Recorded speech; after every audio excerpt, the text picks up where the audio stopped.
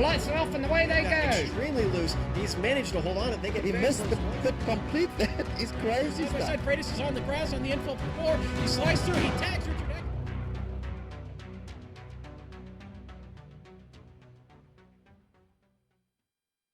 Even though the drivers won't have to travel in the virtual world, I'm sure the competitors in the Pacific Majors are grateful to return to familiar stomping grounds tonight. After the Daytona road course saw action in round 1, round 2 brings us to the prestigious 500-miler that the 31-degree banking has become famous for. Corvettes and McLarens are traded for Toyotas and Fords as we get ready to witness the Volt Vapes Daytona 500, and you're watching it live on the Global Sim Racing channel.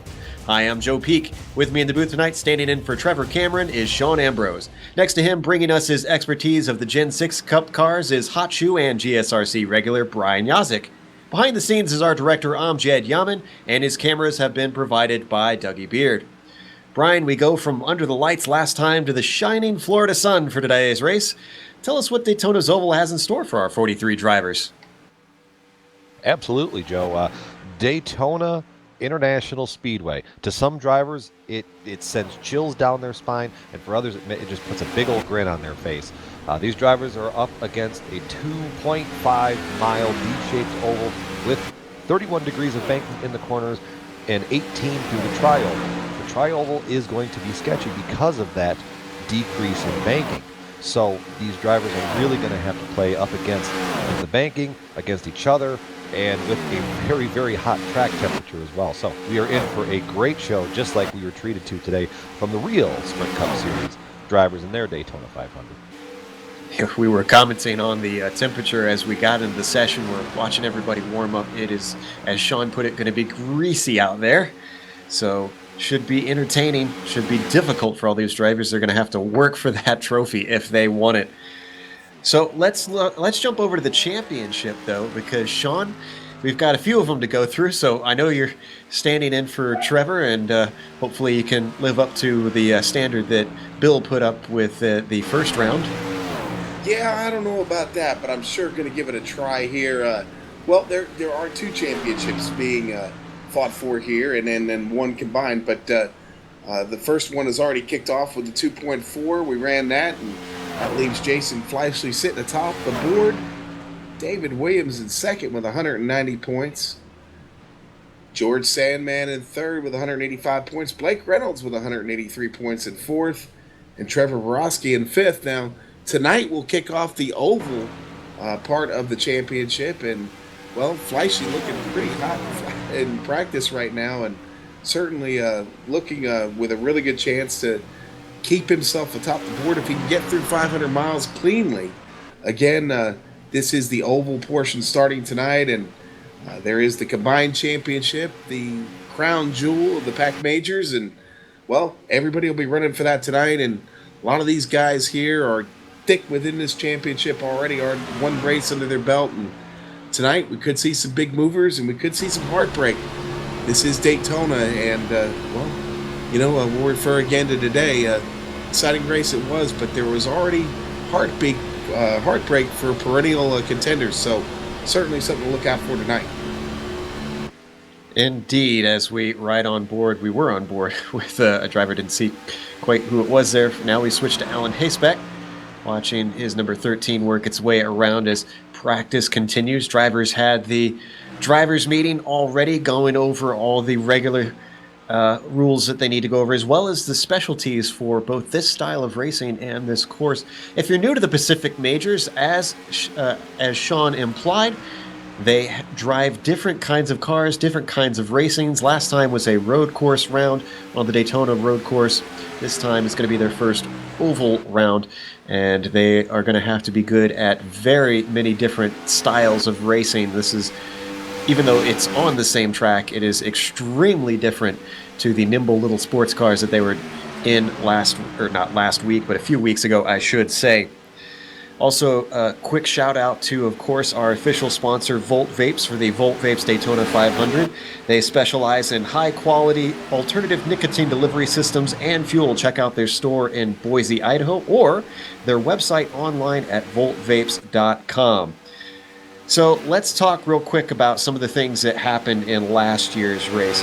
looking at the stats, we have even though the winner was Lionel Kalisto, Brian, we do have some guys that were looking strong both last year and this year, and the main one is Jason Fleischle.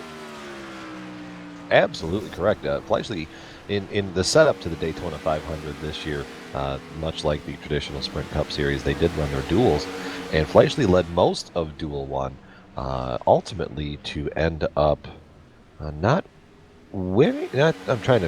He won his duel, yes. He did win the duel. So basically what that does is that kind of sends a message to everybody in the field that, hey, when it boils down to this, I'm a great driver to follow. So especially with drivers in varying degrees of experience in these big and heavy tin-top stock cars, knowing that you're going to have a steady shoe ahead of you, it's so nice and reassuring because Daytona in the draft is much like a ballroom dance. You and your partner on the track have to find a nice rhythm and a groove, and you can't really slam around, and you can't make abrupt maneuvers. So when you see a guy that has the kind of track record that Fleischle does around Daytona, you know, okay, he's not going to hang me out to dry. He's not going to do something crazy like try to take it 4 wide through the tri-oval. He's going to find him, and you can ride up into his bumper and just kind of learn a little bit too. And speaking of learning a little bit, for our road course fans who are new to this oval thing and have probably heard of the Daytona 500 at least and the Daytona Oval, talk to our viewers a little bit about what the drivers are up against with these temperatures, because from what I've been hearing, it's not so simple as just put your foot to the floor and ride around for 500 miles. Absolutely not. When you get these hot track temperatures, and especially this week in the iRacing version of the Daytona International Speedway, in the daytime races, tire wear becomes a giant issue. So you're right, Joe. It's not as simple as just take your foot and put it on the floor. I mean, or you could even take your favorite brick and put it on the gas pedal and just kind of ride around. You're going to hear these drivers have to feather the gas a lot, and I would say very, very early on into the run, I would probably even argue about 4 to 5 laps into the run, you would see these guys start to pedal the throttle a little bit. And when you have about 40 to 42 laps on fuel tonight, that could get interesting to see if any drivers decide to play the short pit game. So that's going to be something that we're going to be keeping our eye on up here in the booth.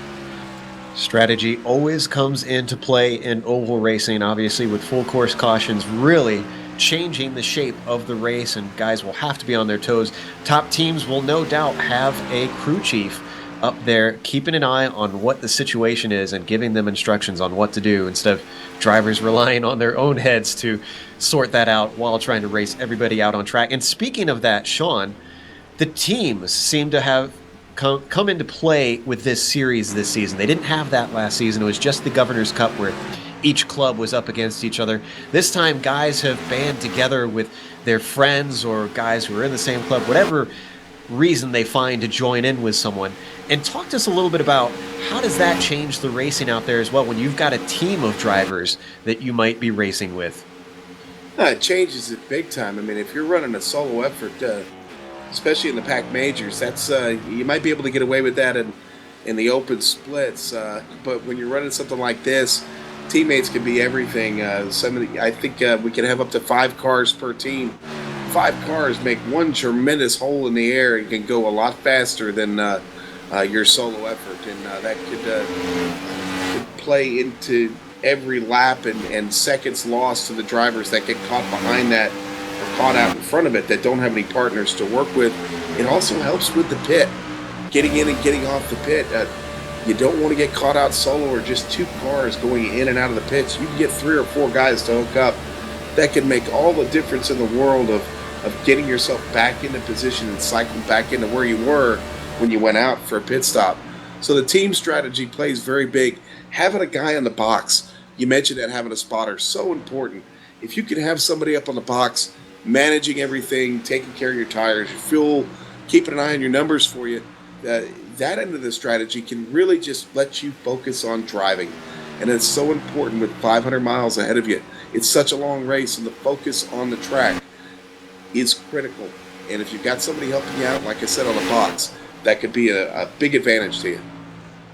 So something to watch out for. We'll try our best to keep track of who is with what team. I have my cheat sheet taped up here, and it is a long cheat sheet with 43 drivers. And in fact, some of them are solo drivers out there as well. So if you can follow along as we do, then we'll keep you up to date on what is happening out on track and why certain drivers are probably making the moves that they do. Now, with this, I mentioned the cautions as well out there earlier, Brian. This will be different from the first round in that way. I know that the drivers mentioned there was quite a few cautions in the duels that led up to this. What are you expecting today? Do you think that we're going to see more of that? Or do you think with this being the pro split, with for those not familiar, there's a pro split and an AM split in the Pacific Majors. Do you think it'll be cleaner since it's kind of less of a mix of skill levels? Well, I certainly hope for a cleaner race, but ultimately, with the understeer that's going to be setting into these cars very early on in the run, it could be what I would really worry about is more so incidental contact. So, especially coming out of turn 2 and turn 4, if you kind of see guys side by side, the guy on the bottom is really having to crank the wheel to keep it on, near the yellow line on the track. And he just might flat out push up into the guy ahead of him. So it might not be what I would consider, intentional contact. It's just probably a pure coincidence from varying degrees of potentially with the track temperature, with varying levels of skill. If a more proficient oval driver gets into that situation, I feel like he'd be the one that knows how to kind of counter that push off of the corner. So. I don't think that it's going to go one or two ways. I'll take the Weatherman approach to it, and we've got a 50-50 shot at it. How's that sound? I think that's about as diplomatic as you can get with it. As we ride on board with Gary LaViolette in a pack, we saw a little bit earlier Jason Fleischle in there. We mentioned that he won his duel this year. He won his duel the previous year, too. That's one of the things that I was mentioning earlier that he's one to watch out for. And he is starting on pole, if I recall correctly.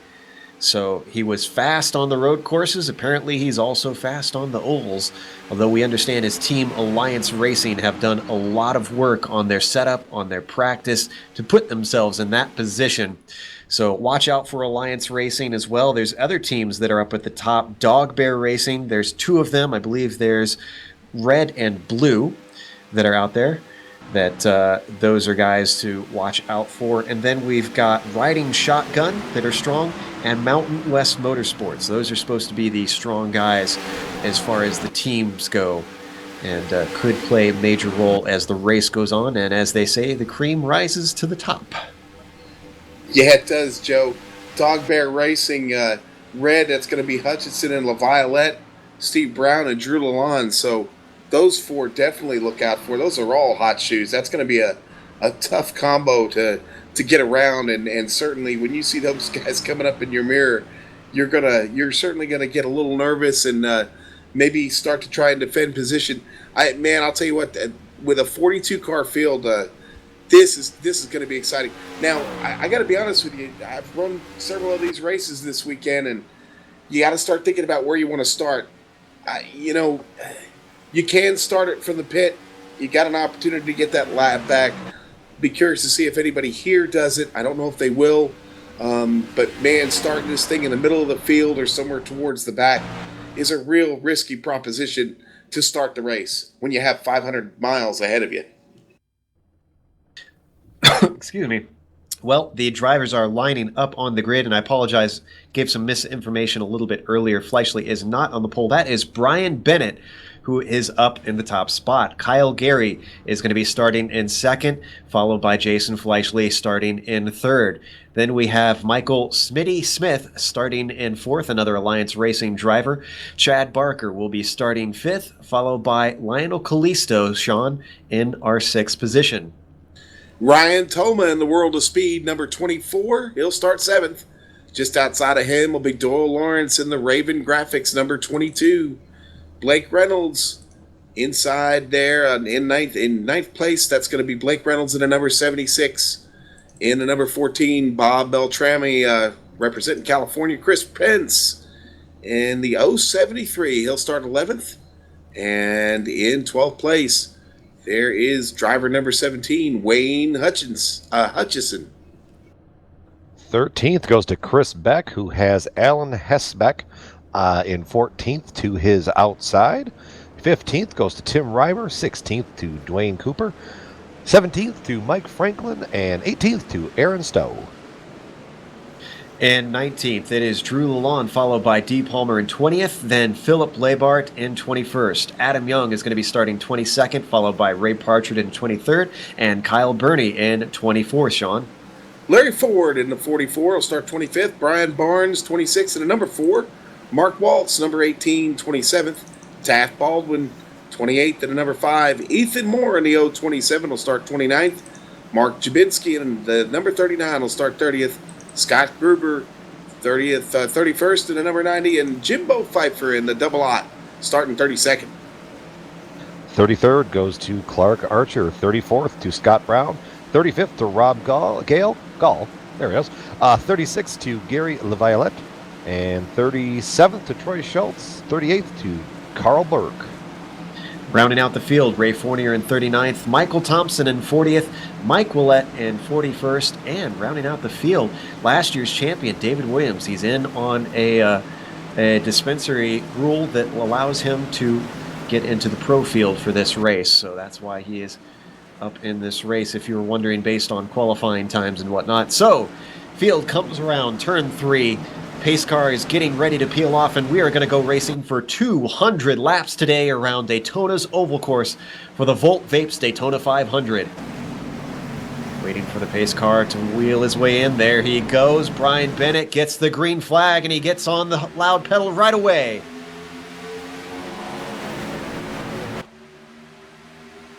Nice, clean, and patient start, it looks like, as all the drivers head towards turn 1. People looking to try and find themselves a bit of space. I see 2 cars ducking down low, about 12 places in. Looks like the number 17 and 13. Joe, and it looks like everybody started from the field. No cars starting for the pit. So Bennett up into the lead. Fleischle, has moved up into second from third. He has slotted into the low line.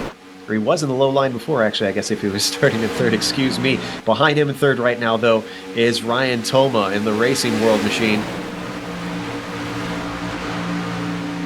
Hearing somebody's checking up towards the back. I'm not seeing any incidents, though. No, it was Carl Burke just kind of having to let off just a bit there. Traffic in front of him a little tight. Now, we've seen a few Daytona races already this month with other leagues, and I'm seeing the same thing we saw with those already, Brian. It looks like everybody is very quick to try to get to that low line. Yeah, the low line is going to be your money way around this track. As you can kind of look up front and see the first probably 6, 7, 8 cars all lined up single file. And the top side, once the tires wear off, and if you kind of get some help, you can make the top side work. But I don't really anticipate a whole lot of jostling up there, at least for a little while. But then again, these drivers are guilty of, just like all the rest of us iRacers out there, of the red mist coming over and becoming a bull in a china shop. Yeah, Dwayne Cooper caught up top there. Can't seem to get in. He's got an opening now.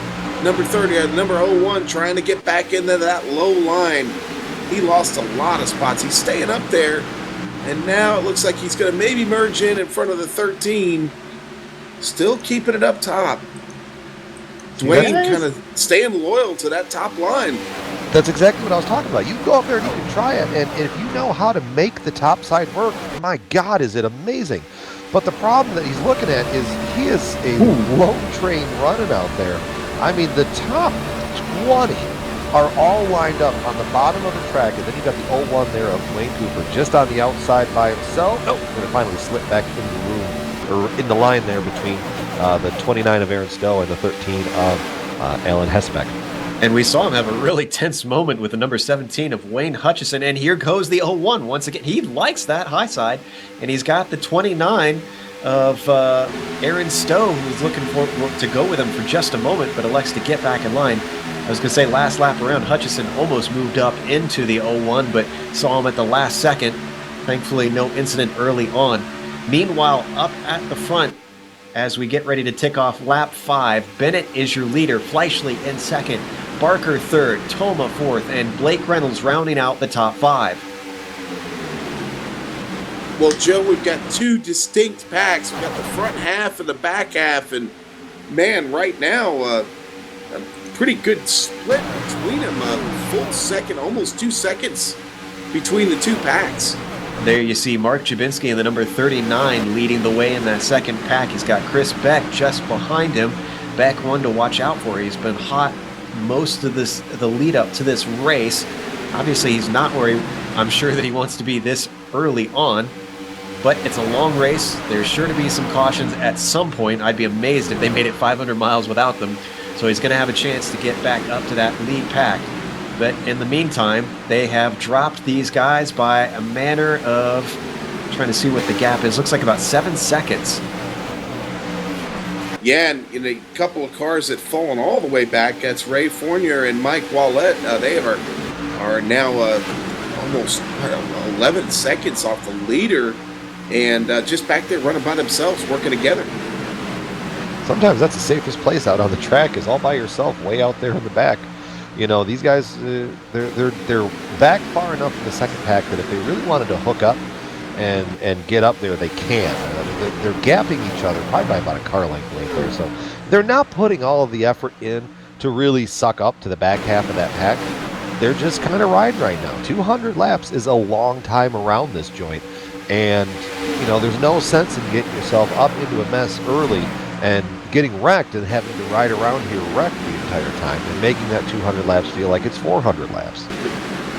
Watching Scott. Oh, go ahead. No, I was going to say, Brian, you know, one of the advantages of being back there by yourself, you can drive that car as hard as you want, flat-footed all the way around. You don't have to worry about that push condition that we were talking about in 3 and 4. Again, you're not up in the pack.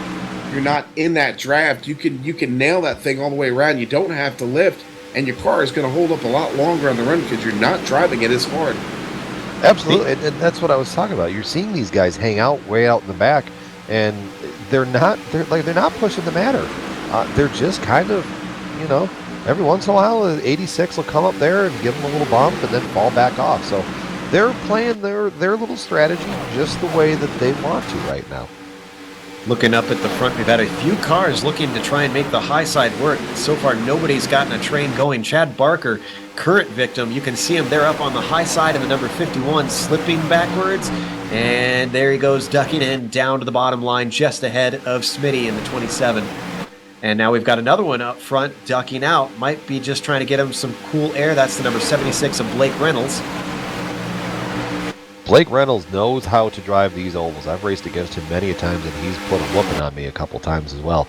So the simple fact, he started at 9th. We already got his way up to position number 3, and we're just coming to lap 10 right now. Not going to surprise me to see that number 76 probably try to get up to the front of this pack before not too long. This seems like a very calm group all the way through the field. We haven't seen too much crazy dicing.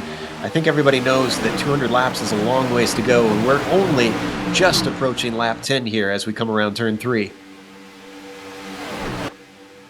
Reynolds once again moving up high, coming back down low into the slot that he has still open. See, what he's trying to do there, for viewers at home that are probably wondering exactly what he's doing, he's trying to get the 77 of Fleischle to poke up there. Because you're trying to deliver a message without really saying anything. You're trying to get the guy, come on, let's go up top, let's go up top. And what I think Blake's game is, try to get him up top and then duck down below once you've got him up there, because you're covered by the yellow line. And then you've got an easy position. Is Carl Burke having issues? Not entirely. Oh, it sounds like Carl Burke might be having connection issues is what we're hearing. I've seen in my timing and scoring, he's coming in and out. You know, Carl Burke talked about that in the pre-race, about resetting his router during practice, and so I wonder if maybe he is having an issue indeed. Yeah, he's coming on the radio now talking about it. He is apparently having a problem. Now we're looking at David Williams in 25th here in the TNT Racing Machine. I want to give a little bit of a shout out to him because remember, he started dead last and he's worked his way up to the front of this little pack here at the back. That's not a bad job for a guy who admits he's not really an oval driver.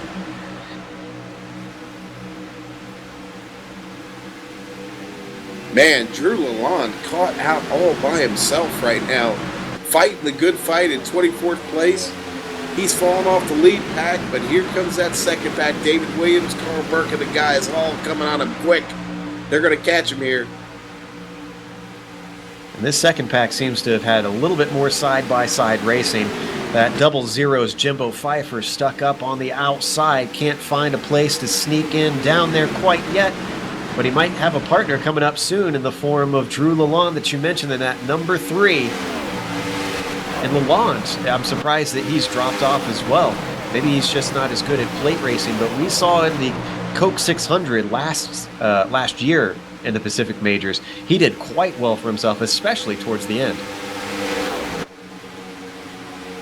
Yeah, Drew in the number 3, red, white, and blue, Sarge's place. Chevy getting past down there on the inside. They're going around. And he's maybe going to get a little help from Jimbo Pfeiffer. Here comes Jimbo. I was going to say, you see, Jimbo didn't try to get around him, so he obviously, as soon as I say that, Jimbo ducks in the line and says, no, thank you. I'm not going to make that sort of effort. Man, so Drew Lalonde is had going an to slip farther opportunity. back. Yeah, I'm sorry, Joe. He had just a small window there. He could have dropped it in, and then Jimbo decided to take it instead, and that really kind of messed him up there. And there, Chris Beck just behind him, let him know he's got space, and slips into line. So Drew Lalonde now down into 30th place, lost 6 positions. Maybe Drew's running his own race right now. That his line is still a little bit higher, even after getting the opportunity to drop in line. So we'll keep an eye on him. Maybe he's working on those tires now, conserving, maybe looking to get a full run of that out of that fuel. We're now, almost 15 laps in to this run, no caution flag. Some of these guys are starting to think about that strategy, and you can take this car at 42 to 43 laps. Sorry, let's go up to the front because the number 76 of Blake Reynolds is trying to make a move for second place over Fleischle. He had the momentum down the backstretch, was fully alongside him by the time they hit 3. Just can't seem to keep it up, and now he has really lost his place in line as the number 24 of Ryan Toma has overtaken that spot.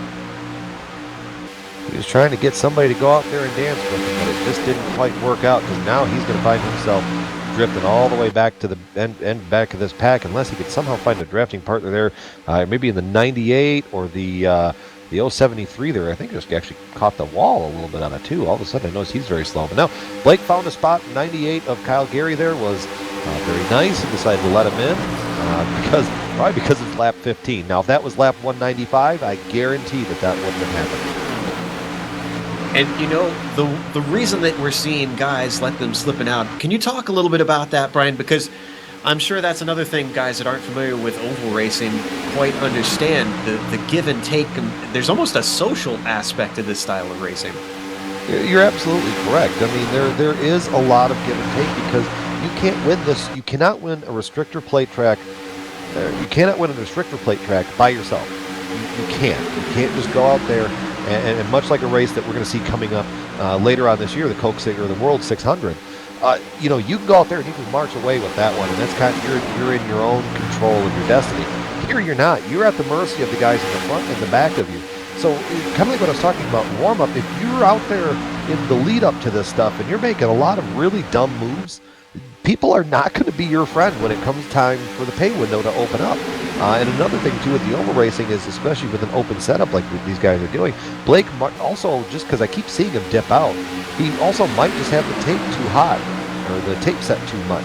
And he's just trying to breathe the car a little bit. So could be potentially when the first pit stop comes up here, probably somewhere in the next 23 laps-ish or so, that he will probably pull a little bit of tape off the front of that car. I was kind of wondering that myself, if he just forgot to take the qualifying tape off of that thing or something. And speaking of the pit stop, Sean, what are we looking at as far as a green flag run here? How far do you think these guys can go? Well, I know how far you can go. I mean, 43 laps. You can go 43 laps. Now, will the tires hold out? Man, it's real sketchy. You can start taking it that far. These guys can keep it green. I'm looking for them to probably head in sometime around lap 35 would be my guess. Now, we're passing. Yeah, second group just passing a car now, and had to make an evasive move there. But everybody getting around clean. But yeah, Joe, I'm gonna really. I'm targeting lap 35, maybe lap 32, but I would think that's probably going to be a good window to look at. I'm watching David Williams and his teammate right now, Troy Schultz, TNT Racing Team.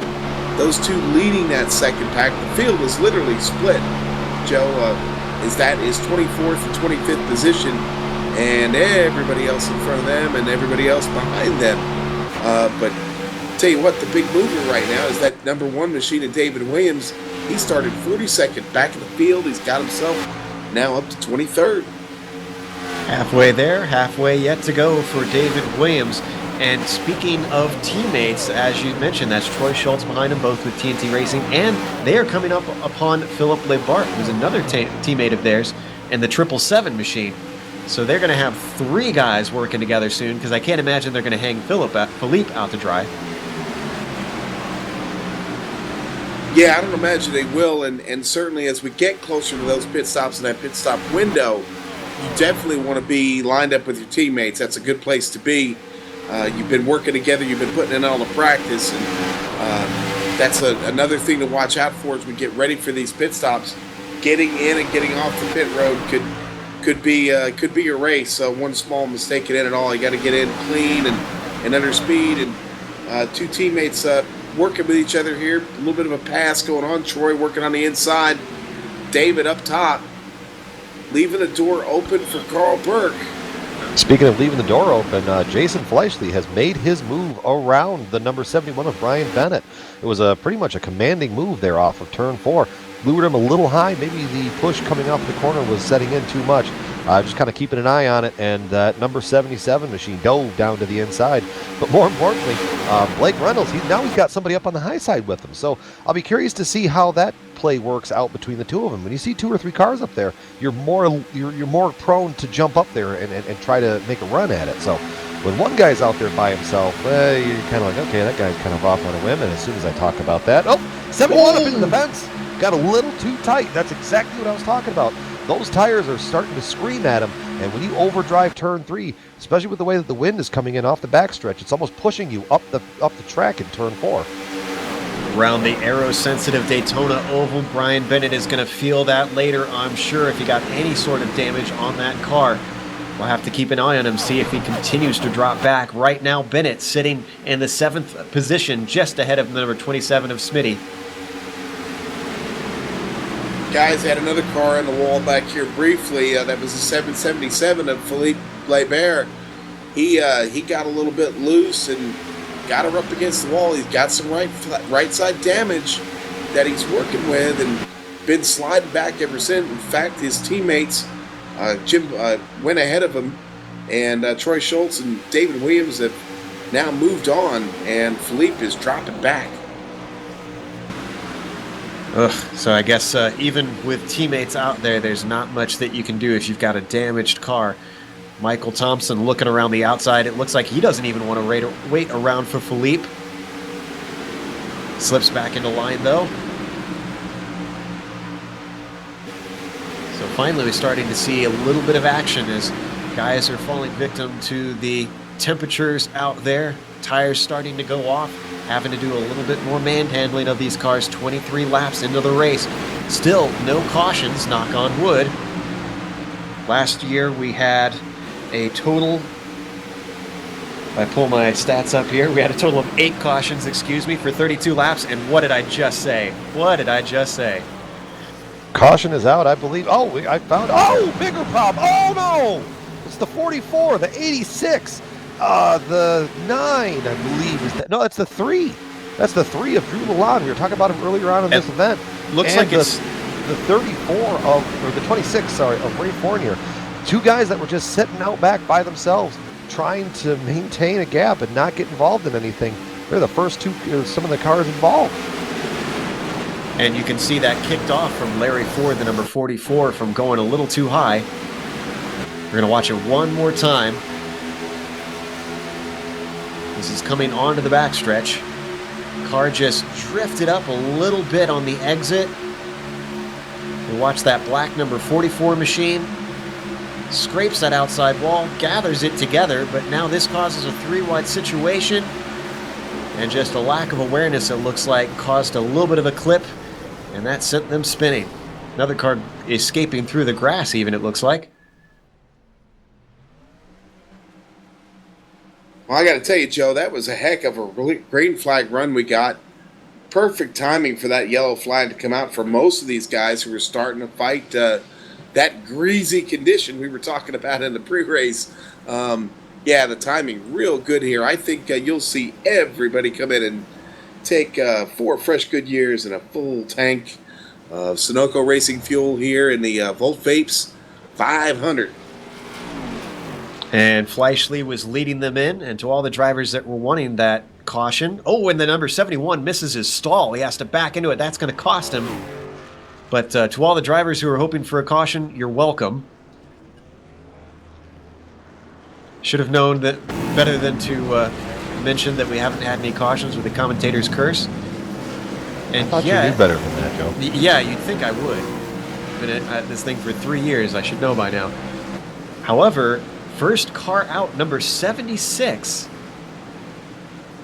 So Blake Reynolds, after he was looking at the high side all race long, manages to come out first. Now, did he take 2 tires? No, he took 4 tires, but he had a blazing 12.8-second pit stop.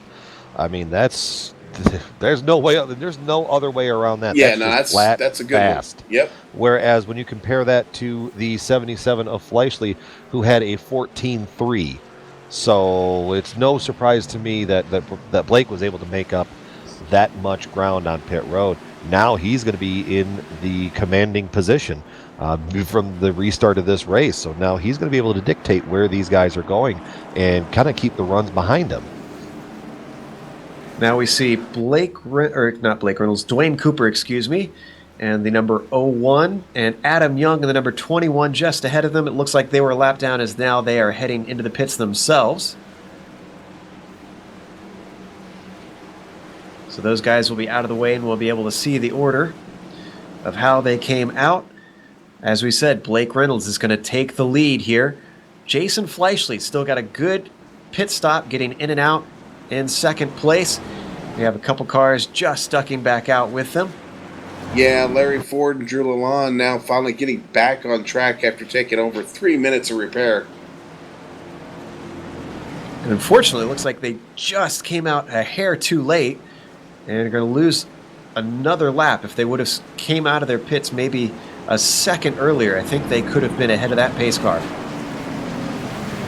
And for those familiar with iRacing, they do have a fast repair on this track, or in this series, I should say. So guys that ran into trouble early on will have a way to get back in this race. Judging by the pit times, I don't think that Larry Ford, Drew Lalonde, Ray Fournier, and Michael Lett used them. I mean, they did not. That is correct. I mean, it's kind of a 50-50 gamble there, because if you think, well, it's not hurt too bad right now, I'll just patch it up and then save it for the end. You know, that might be their game plan there. But I swear I saw engine smoke rolling out of one of them. You know, Brian, now that I think about it, though, if they took a tow in, then they still would have had a long pit stop. So that could be part of it. Oh yeah, those cars look fantastic, actually. Yeah, I'm thinking maybe they did take that repair. We're getting information that they did, in fact, take a free repair. So 26 laps in, that's not the way that you want to have to use it. But sometimes your hand is forced, as you said. If any of them had smoke blowing from the engine, then at that point, you're going to be way more than just 3 laps down if you don't take it. Lights are off on the pace car. We're going to go green next time by. I will tell you something about that damage repair, personal experience. You may sit there for 30 minutes and get it repaired. That doesn't mean you're coming back on the track with the same car, guys. No, I've been I've been on the that end of it too. If you kind of look back to another broadcast that we had on GSRC of the Wednesday night truck race league, I was damaged in a big accident, and I had 10 minutes of repair, and I thought, great, this will be awesome. I came out there, and my motor sounded like a farting tuba. So, and that series does not use any kind of quick repairs too. So I was pretty much, I knew that it was going to be better off being donated to a junkyard at that point. We'll have to talk about what kind of music you listen to in your spare time after the race, Brian. It's called punk polka. Aha, okay. I'll have to introduce my wife to that because she actually enjoys polka. But as the cars get double file, they have double file restarts on the oval in this series. So it should be interesting. We'll see who is able to duck down low early on. So far, nobody willing to try and rubber in that high line to try and make it work. Blake Reynolds going to lead the way. Fleischle starting in second. Kyle Guerri in third. Lionel Callisto, usually a great driver on the oval side and the road side, I should say, going to take fourth. And then Bob Beltrami in fifth. Pace car getting ready to peel off. Reynolds is going to have control of the field as soon as he is gone. There goes the Ford Mustang pace car. And Reynolds wastes no time and accelerates away. In fact, leaves Fleischle a little bit in the dust. Yeah, he caught Fleischle sleeping there off of that restart. I mean, he gapped a little bit. But now the bigger problem is, that, you know, when you get a great big restart at any other track on iRacing, it's great, except for Daytona and Talladega. Because as you see right here, he got that great run, but coming off of turn 2, there's Fleischle and Callisto on the high side with a whole head of steam, and Blake's helping, the number 98 of Kyle Guerri there, has not quite caught up to him. So there goes Lionel and Fleischle and the 24 of Ryan Toma. That's good. Not quite Toma, but top 2 got around him on that nice run as actually Callisto was kind of looking for the lead there coming through turn 4. And those three, Callisto, Toma, and Fleischle, are all teammates as Fleischle tries to come down on the lower line. Barely gets enough room for the number 2. And unfortunately, this is allowing that top line to get them once again, a reverse of what we saw in the previous green flag run, where the top line keeps moving to the front, but the number 24 of Toma doesn't quite have enough oomph as he starts to peter out and Fleischle starts to come back to the 4.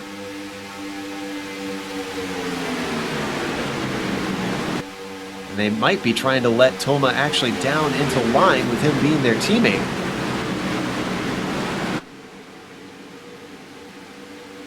It's potentially, but I mean, right now, if you're Toma, you've got the momentum behind you with Bennett pushing your car out front. There's really no incentive to jump down because if you've got all the help on the high side, you're making it work. Well, then yeah, play both and sides. There he goes. Oh, contact! Oh, big wreck! 4 cars involved. Callisto involved, Fleischle involved. Oh, man. Everybody behind him getting caught up in this too, checking up, trying to get out of the way, guys. This is the big one, I think. Oh, wow. Look, there's cars everywhere in turn 1. Well, buckle up because we're going to spend a while looking at this replay, I think, as we go for our second caution on lap 30. This all kicked off when Toma tried, or not Toma actually, it was Bennett, I think, who tried to come down. Coming into turn 1, it looked like.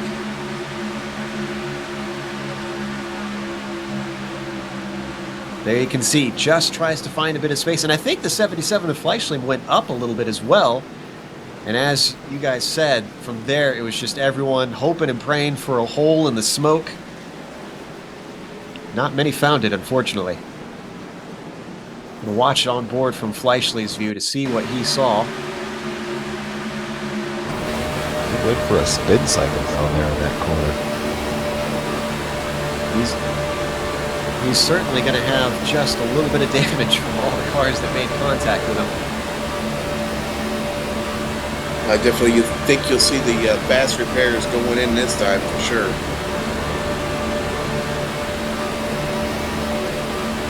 Here, as we look out the right window, there's the number 71 of Bennett. I think Fleischle washed up just a little bit there.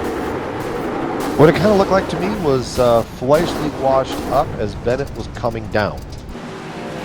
So it wasn't necessarily it was just kind of two cars meeting in the middle. There wasn't, it wasn't like I think anybody was trying to cut anybody off. I just think they literally met in the middle of the corner, and that's what sent everybody going nuts.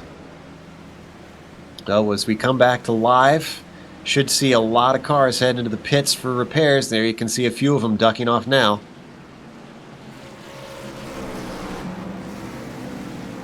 Yeah, some very beat up looking cars heading into this pit entry. Yeah, the front of the 76, who I initially thought missed all of that. He's a little beat up on the left side. The 2, the 98, the 14.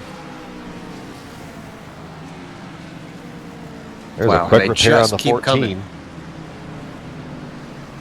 Just watch that car pop right back out to normal right in front of me.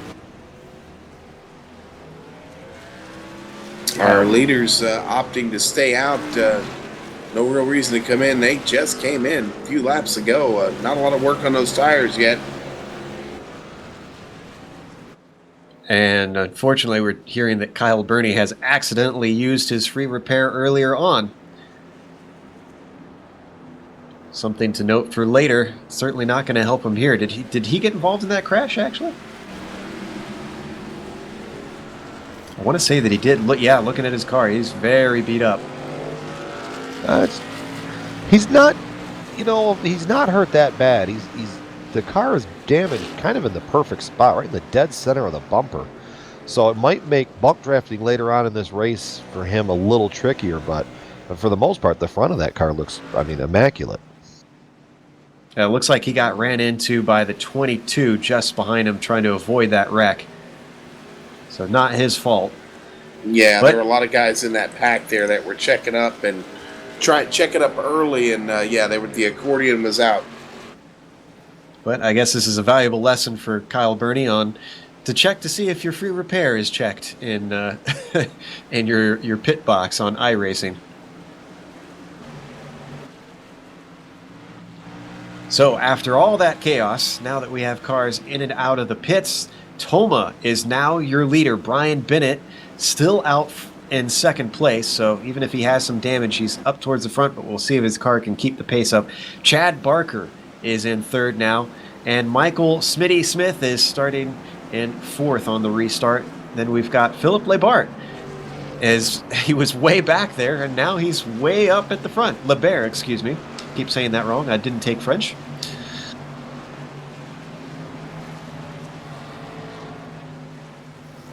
Yeah, interesting. Already working the strategy game here. Looks like our top 7 all decided to stay out. So everybody behind them going to be on 4 fresh tires now. Again, they only had about 4 laps on that run. Yeah, they did. More importantly, what they've done is they've committed themselves now to being on a different pit cycle. They have, so when you factor out the green flag, if this race was to run green from here on out, your top 7 there would all be on pit road about 7 to 8 laps before everybody else that was just on pit road. So at this point in the race, I don't know if it's going to be too much of a hindrance, but it could be something worth keeping in mind later. I think we might see a few more cautions as the race goes on, because we've got a lot of people who have used their free repairs, so everybody's come out on track. The field hasn't thinned a whole lot, so we still have quite a few cars. I think once we get a couple more cautions and a few guys have to drop out, we see fewer cars out on track, then we're going to see a lot more long green flag runs most likely, as the pace lights are off on the pace car, as we can see from right at the top. Doubling up now.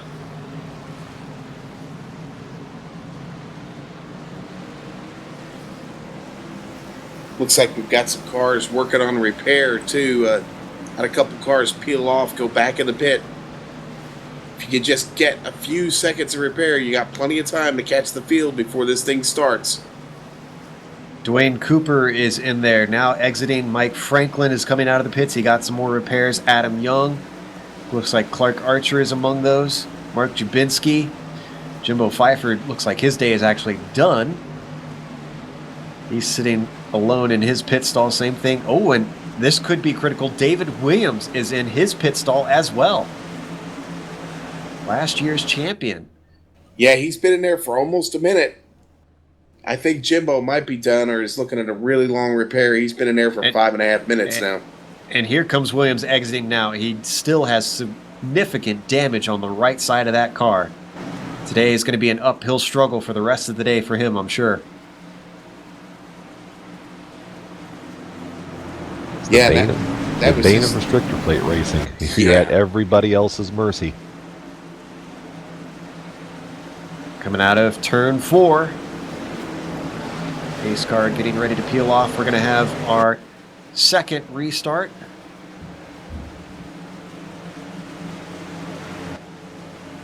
There goes the pace car. Toma leads the way. Also wastes no time and accelerates away. But just like you mentioned before, he doesn't have a lot of help behind him. Whereas Bennett, oh, and actually Bennett slips down to the inside. He's not going to hold the high side and try to pass him. Just between Toma and Barker. The big loser on that restart is going to be Aaron Stowe. He's drifting back, and there's going to fall. He's probably going to end up falling into the clutches of Blake Reynolds there, who is going to be between him and Michael Thompson there. Going to be your first guys on fresh tire, and he's still going to continue back. His 14 going to let him slide in there. Didn't really give him much choice. No, he didn't. Coming down. And certainly forcing your way through a door. But yeah, so the big loser on that one, going from 6th all the way back to 9th. Well, not that terrible, but probably not as good as he envisioned. With that happening so far up the field, there's a number of top drivers now. Guys, the 98 really off base right now. Kyle Gary's still off base. Almost had contact with Doyle Lawrence. Going to go 3 wide just briefly here with Chris Pence and Mark Walls. Both of them slipping through fine, though. But you're right, Gary going backwards in a hurry. Needs to tell him he needs 4th gear and not reverse. Or at least get the parachute out of the back of that. Kyle Gary running that famous smoky unit paint scheme on that car today. I was hoping good things for that legendary Fireball Roberts-driven machine. And we had a couple cars up front trying to work that high side, and surprise, surprise, take a guess who's one of them. Number 76 of Blake Reynolds. Oh, and as soon as I say that, he ducks down low and abandons LeBaire. I think at this point in the run, it's too early to try to make that high side work. You really need those tires to start grinding away, because what you're going to do from the high side is you're forcing the guys on the low side to back out more so they don't wash into you.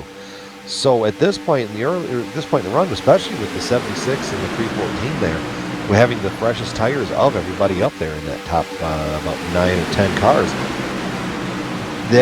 The high side is just not going to work out. So I think you're going to watch Blake probably try to systematically pick them off one at a time, which would be a mighty feat if it can be done. Well, LeBaire is able to get the 777 into line. So our front pack is now, well, they're starting to stretch away just a little bit from Alan Haysback in 13th. But he's closing back in on him, and in fact, very quickly coming through 3 and 4. Was there a checkup up in the field? Nope, the field was working around the lap car, or the slow car, the 39 there. So commonly you'll watch that whole snake go around one way or the other around the slower traffic. And we've split up into 2 distinct packs again, guys. A little bit quicker this time, but we've got 2 different packs racing each other.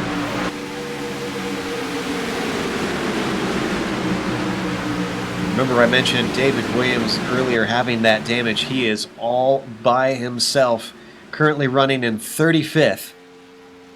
So, very lonely race at the moment here, 39 laps into these 200 of the Volt Vapes Daytona 500. I mean, with the way that the front of that car is beat up and the fact that he's all by himself in the draft, not going to be long before these leaders are going to be able to work their way around to him. His last lap was a 47.98 versus a 44.68 from your leader. So 3 seconds a lap. He'll probably be lapped in about 10 laps or so. Oh, yeah, Problem, big problem.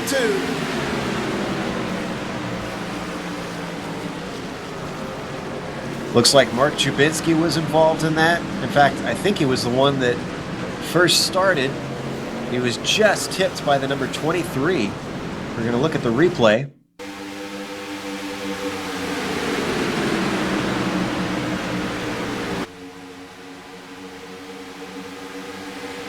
You're going to see Just gets tipped in the back, and Beltrami, unfortunately, an innocent victim, had no way to avoid that. Going to watch it from the blimp one more time. Also involved is number 13 of Hayspec. Yeah, Hayspec, a real bystander there. Just nowhere to go when Hayspec gets pinched up into the wall. And thankfully, it looks like maybe that was all the involvement there was. Trying to see if maybe they caused some wrecking behind them.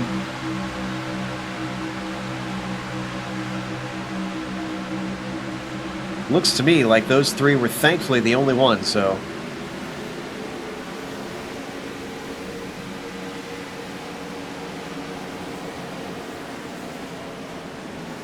Well, this is our third caution in 41 laps. It started out very smoothly, very green.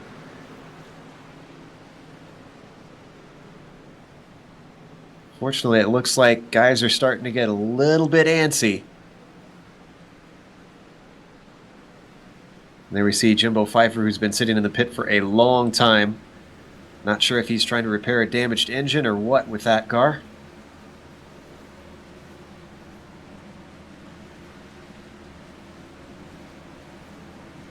Yeah, Jabinski's been in for a while, minute and a half now. He's obviously trying to get that machine straightened out a little bit, maybe try and get back on track. Okay, I'm just going to go out there and say this one. This is a critical error from Ryan Toma, Brian Bennett, Chad Barker, and Michael Smith. And a really bunch, let me see, of those guys, they are still staying out. So now their cycle is going to be cut in half compared to the leaders. So I think this is a very critical mistake on their front of staying out once again. Well, maybe they begin to think that this is where the cautions start to, kind of jump up and bite us, and this might be a good gamble. I mean, if it gets them to the next caution flag, maybe it's not a bad decision. They're obviously all four of them are working together. Well, we will find out soon. We're going to take a short break here during this caution. We'll come back for the green here for the last 3 quarters of the Volt Vapes Daytona 500 here on the Global Sim Racing channel. Stick around.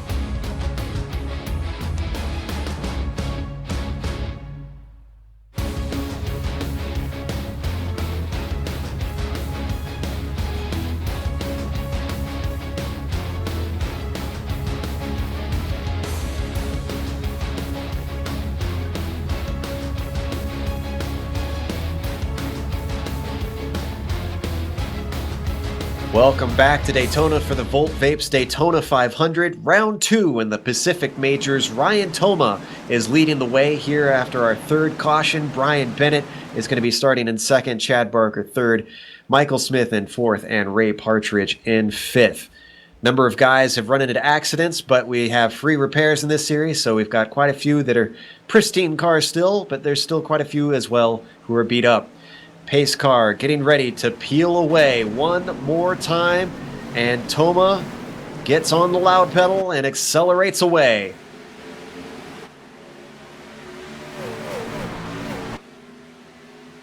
"45 laps into this race now.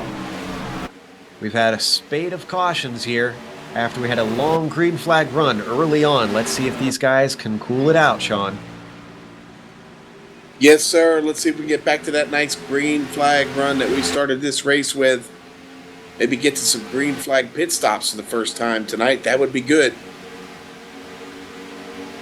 Everybody's spreading out right now, behaving themselves.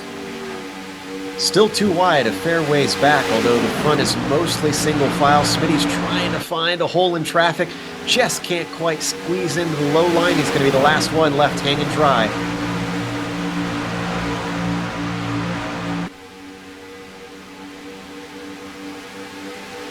Already you can see our top 7 start to break away, make that 8 as they've got Doyle Lawrence closing in on them. Oh, and we've got a car low, very slow. Is that a lapped car? That's the slow car of the 39 once again of Mark Jubinski. Everybody managing to avoid him. As that move didn't really work out nice for Bennett. Wow, that got very close up front. 51 of Barker and the 88 of Ray Partridge were trying to kind of take advantage of Brian maybe showing a little bit of inexpertise, and they're going to go 3 wide through the car. Well, that's not going to work. Big caution contact. Oh, big contact, big wreck. 3, 4, 5 cars are involved. 6 cars, 7. We've got more wrecks happening behind. Who makes it out of this one without damage? That just changed the entire face of this race, guys. And thankfully, everybody farther back is able to check up and not get involved in that. There was, I think it was Toma spinning into some of the mid-pack.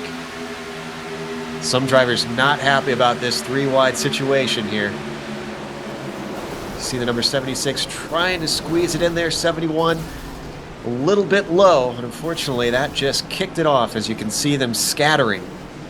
You know, and I really think that the drivers, you can't put all the fault on the 76 there of Blake. It's very clear to me that Bennett did come down off of the top end of that track, so you can't lay all of the blame on the 76. I mean, he shouldn't have probably been taking it 3 wide this early in the race, but we've seen he's aggressive driving.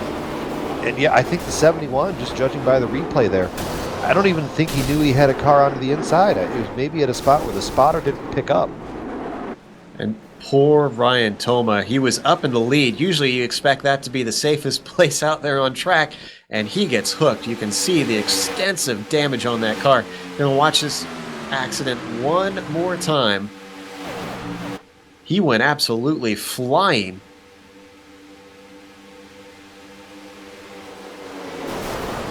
Just hooked.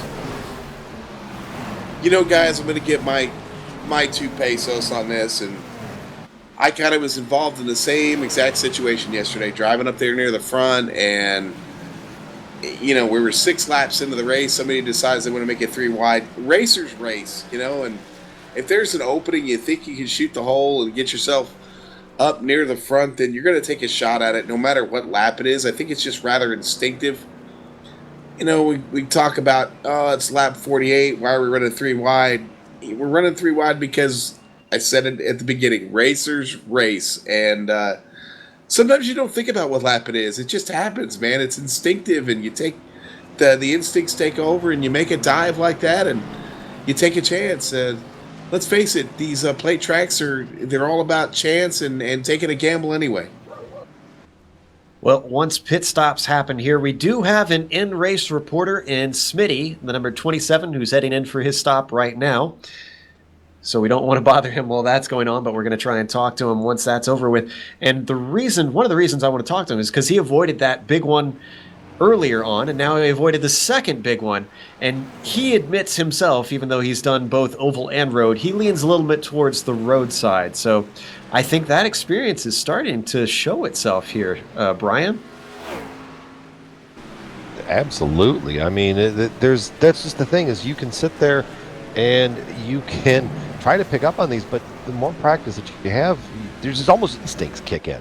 And you know when you see cars sliding a certain way, you don't even have to think. Your body just naturally sends the signal to your brain to move your hands on the wheel the right place that it needs to go. So that's just something that you just learn by just sheer laps onto the track.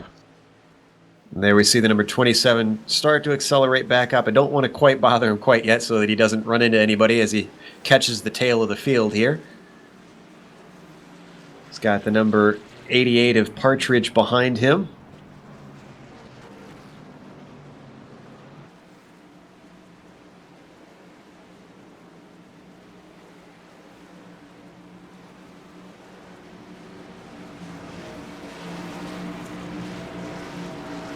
Well, just when I thought we'd get back to the green flag racing, Joe, it jumped up and bit us there, and it happened at the front. But maybe we can get Smitty in real quick and see what the car's doing for him and see how that last pit stop worked out. All right, we're bringing him into the booth to give a quick chat to Smitty. That's twice now, buddy, that you've managed to avoid the big one. Is it getting pretty exciting out there? Here, only 49 laps in. Sorry, Smitty, you'll have to talk with the regular push-to-talk. I heard you whisper to me, though. Copy that. You got me now? Now we got you. Gotcha. No, it's more exciting than I would care for this early. Now, we noticed that a number of the Alliance guys stayed out in earlier stops. Do you guys have a plan on pit stops for this thing, or are you just kind of playing it by ear? Honestly, it was really coming down to how many laps we had on the tires. We didn't pit on the first one just because we hadn't gone that long, and I think track position is going to be a big deal. That being said, all the wrecks are happening at the front. So I don't know if that is a sound thought process or not. Speaking of the tires, we noticed that it's very, very hot on the track. Is it getting difficult to go too wide? Are cars pushing up a lot? Is that what's causing most of the wrecks, you think?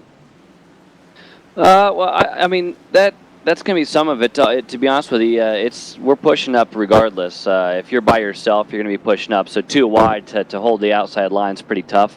But yeah, with the track temp being high, as you guys are saying, then yeah, it's going to be a little bit lower grip. But being too wide out here is real tough anyway.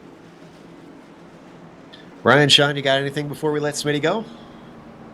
Yeah, Yeah. Smitty, what? Oh, sorry, Sean. Go right ahead. Go right ahead, Sean. Yeah, Smitty, are you in shape? How do the shoulders and forearms feel? You ready to tackle the remaining 400 miles here? Sean, you know I got this. Come on. Yeah, actually, I drive all the time. I'm a general manager at Cal Speed Karting, so I do quite a bit of seat time. So yeah, no worries there. We're in good shape. Smitty, just one real quick question. Is Brian up in the booth? What's your plan? What's your strategy here for the rest of this one? Try to get to about 10 to go, and then see what happens. That was about my strategy in my Daytona 500 I ran earlier. Good luck to you, Smitty. We'll be watching from up here, especially if you make any mistakes. We will never let you ever forget it. Copy that. If you guys want to talk to me later, by all means. If not, I hope to talk to you at the very, very end. All right, that was Smitty, our in-race reporter here in the Pacific Majors for the Volt Vapes Daytona 500. Ever the professional, getting his well, not his official sponsor, but at least his workplace, and giving him a shout out there with his karting track that he works out. So we're coming back to the line, and we actually need to update our viewers on the order because that has shuffled up something significant. Michael Thompson, I'm seeing, in the 314 is going to lead the way. Chris Pence, remember, he's one to watch out for. He finished second in last year's, but only by a nose. And then David Williams is starting in third. Jason Fleischle, he's managed to get himself back up there somehow. He must have used his free repair. And then Philip Lebert still up at the front.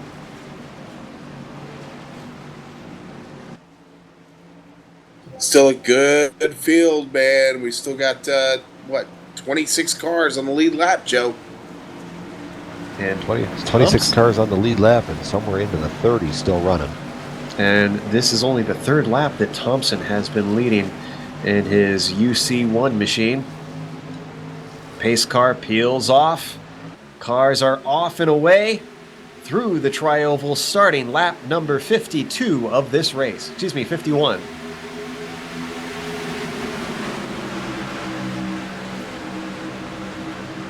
I'd be curious to see how David Williams, how that car does in the draft. The way that the front end of that one is beat up. I mean, I think that car can make a great pushing car for the rest of the run, but I'm not sure if he's going to be able to get out front and lead this one. Given where the damage is, though, it's not going to hurt him too bad, so it'll just be something interesting that we'll have to keep an eye on. What we don't know is, has Williams used his free repair yet either?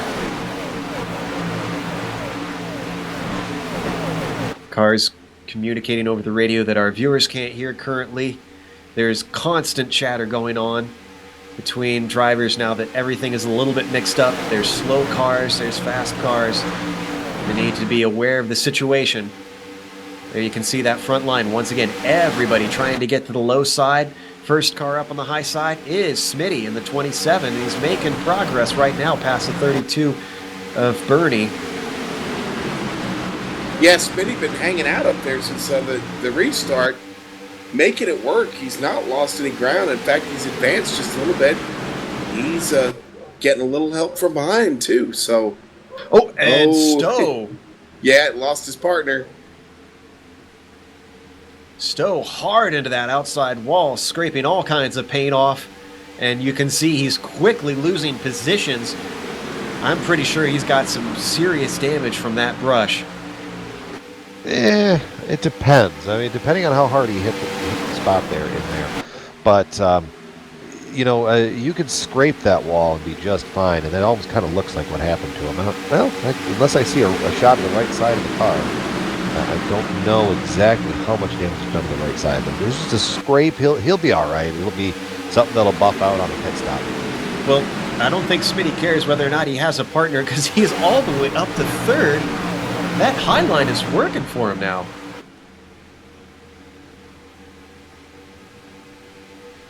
Well, and it's working because he's got the beaten up car there of David Williams on the low side. So if you can kind of manipulate the air around this car and you're kind of pushing all the bad air onto that already damaged car, he's working his way up there to second, up there door to door with Chris Pence. That's no small feat.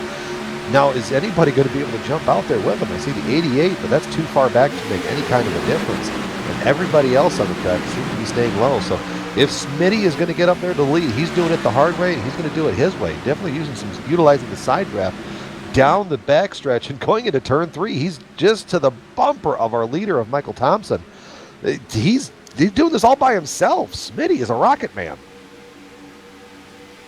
No place to slip into line this time, unfortunately. Just below him is Chris Pence and the number 073. Still trying to make it work, getting very close to use that side trap. Look at that, inches between the cars.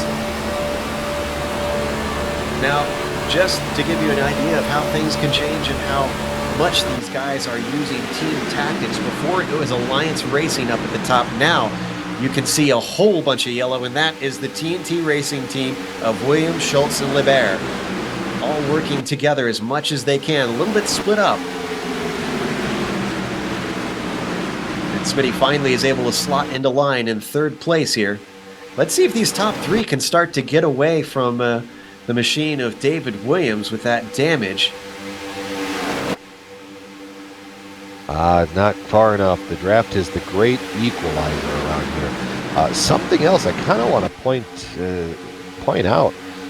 Remember the guy that kind of started that whole mess through the tri-oval, Blake Reynolds? He is shoving the 29 of Aaron Stowe up to the front. I mean, he's going to try to get his lap back, one of his 2 laps back the hard way. He utilized a quick repair after that damage and lost 2 laps in the process of being towed. So now, I mean, you'd think he'd be a little bit more careful. Stowe's going to get right up there towards the wall again, and Blake is going to go right down to the bottom. So,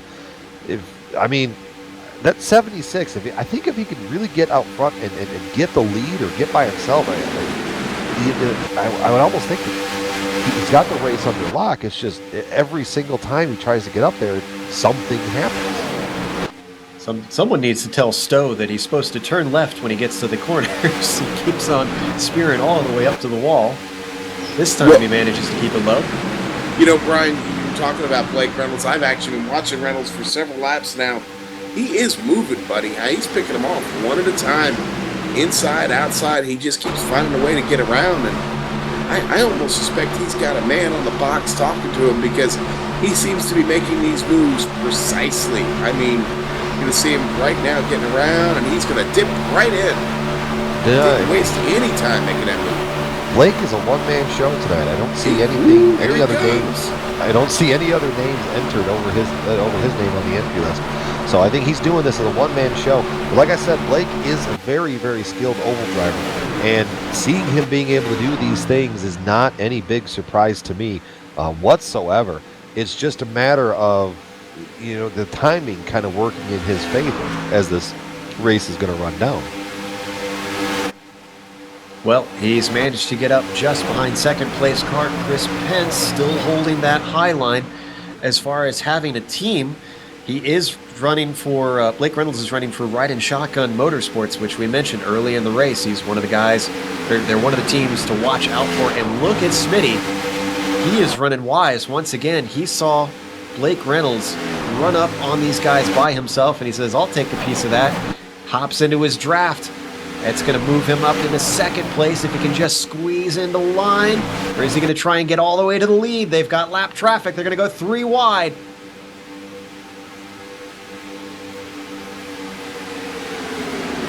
Unfortunately, they just run out of momentum, and Smitty squeezes down. Smitty moves into the lead.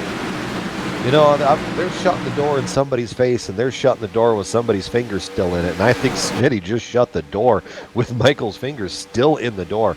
No room for error there as they were cutting down. So now, with Smitty jumping out to the lead, this is kind of a co-opetition, if you will. So these guys are not on the same team, but they're kind of working with each other in that sense. So Smitty wanted to get to the lead. Blake wants to get back on the lead lap. So if you know Blake is going to run out there and run the high line and be aggressive and get his lap back, well, why wouldn't you follow? Because it's mutually beneficial for both. It's not going to surprise me if you watch Smitty throughout this race, or throughout this run, stay right behind that 76. Because, if they do it right, they can almost probably gap away from these guys. No such luck quite yet. We were riding on board with Thompson just behind Smitty. Gave him a little bit of a bump draft down the backstretch. Rubbin is racing in this style, so no harm, no foul. Smitty gets a little bit of a wash up heading up into one, and look at Reynolds just start to pull away in the corners. Yeah, Reynolds really smooth right now. Oh, Smitty giving him a little bit of a push. See, where Blake's car is so strong is you can curtail the setup to either slow down the straightaways and have a lot of drag, but that thing will go in the corners, and I think that's how that setup of the 76 is. It's not going to run the fastest line down the straightaway, but man, can that thing take the corners. And maybe that explains why he was always ducking up a little bit high when he hit the corners in traffic before. Absolutely could be the case. If your setup is set to go one way and you get a level of comfort and a level of familiarity with it, why not? Well, looking a little bit farther down in this top pack, the number 5 of Taft Baldwin has a partner in the form of Alan Hayspec's number 13 machine, and now they're getting the number 29 joining in as well as they all ride up high, seeing what they can do from that top line. And once again, just behind them at the front group is Jason Fleischling. Currently sitting in 16th, though.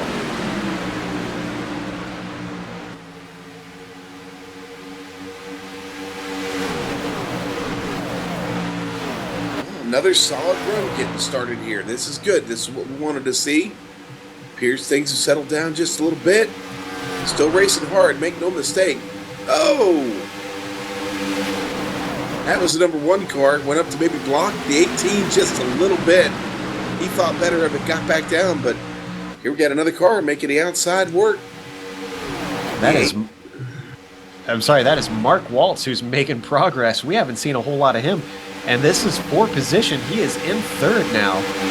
And here goes Smitty moving up to the high side. And Waltz says, no thank you. Went to try to go for the block and pick it up, and that's what kind of backfired for Smitty there, because that's what allowed Walls to get down underneath him. That position open, I'll take that position then. So the number 18 up into the lead. Smitty is able to slot back into line down in 2nd. Meanwhile, the car in front is not your leader. The number 76 is a lap down currently. Oh, the 29's in the wall. He was in the wall briefly up in the middle of the turn there.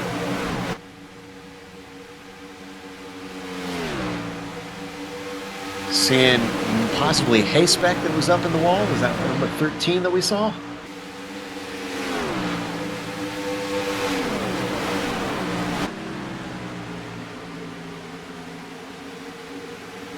So we are 66 laps into this race. We are past the first quarter. Yeah, Hayspec, a little bit of damage on the right side. Nothing too major. He's still under power.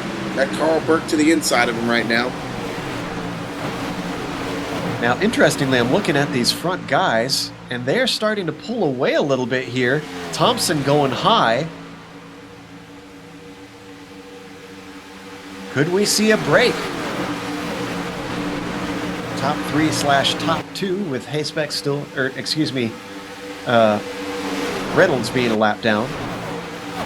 Well, Partridge and Michael Thompson there, being side by side, did them absolutely no favors as Smitty, Reynolds, and Walls were able to gap out about a 6-car length advantage over them. But now the tide has turned, and they're going to try to take the left car almost 3 wide there. That, oh, goodness.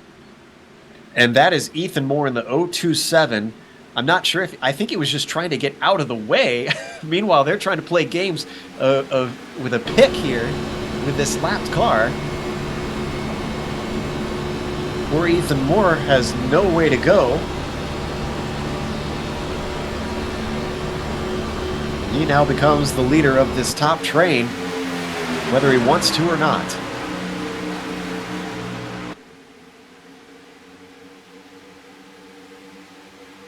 I wonder if Moore is a teammate of Reynolds, maybe? I'm not sure, but same club. They work in, let's take a look here. Could be a Texas connection there between Reynolds and Moore. It's a possibility. That is the Ethan Moore and the riding shotgun team. You're right. I just saw that myself, so that explains why these guys are trying to work together here. And it looks like actually they're starting to lose the cars of Smitty and Mark Walls. Not for very much longer. Walls is catching up to the back bumper of Blake Reynolds there in a heartbeat, and he's dragging Smitty along with him. But the more impressive thing is the gap back between 2nd and 3rd place. 3rd place is Kyle Birdie. I know we haven't really talked about him at all in the 32 machine. But he's a good 8 car lengths off the back of Smitty. And it's kind of impressive to see these kind of gaps at a restrictor plate track. You typically do not see these. Go ahead. I was going to say, Bernie actually able to hold off these guys behind him right now. Thompson and Pence just don't seem to have anything for him right this second. Gains maybe a little bit, but nothing major. Bernie doing a really good job of just kind of riding there in the middle. Feeling the burn as they try and get past all these lapped cars they're coming up to. Field has been very mixed up ever since we've had our first couple of cautions.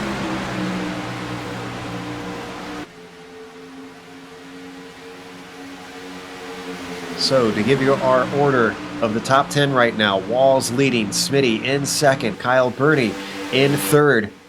Michael Thompson is holding 4th, Chris Pence is your 5th place car, Ray Partridge. Haven't talked a whole lot about him. He's all the way up to 6th. Troy Schultz moves his way up into 7th for the TNT team. Taft Baldwin is in 8th. Aaron Stowe, despite a couple brushes with the wall, he is in 9th. And then rounding out the top 10 is the other TNT car of Philippe Lebert.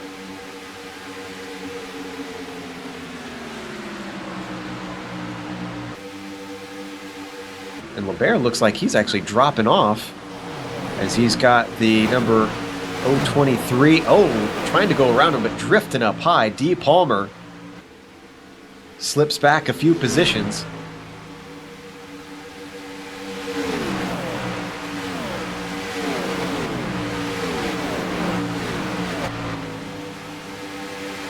Sounds like the lead could be changing.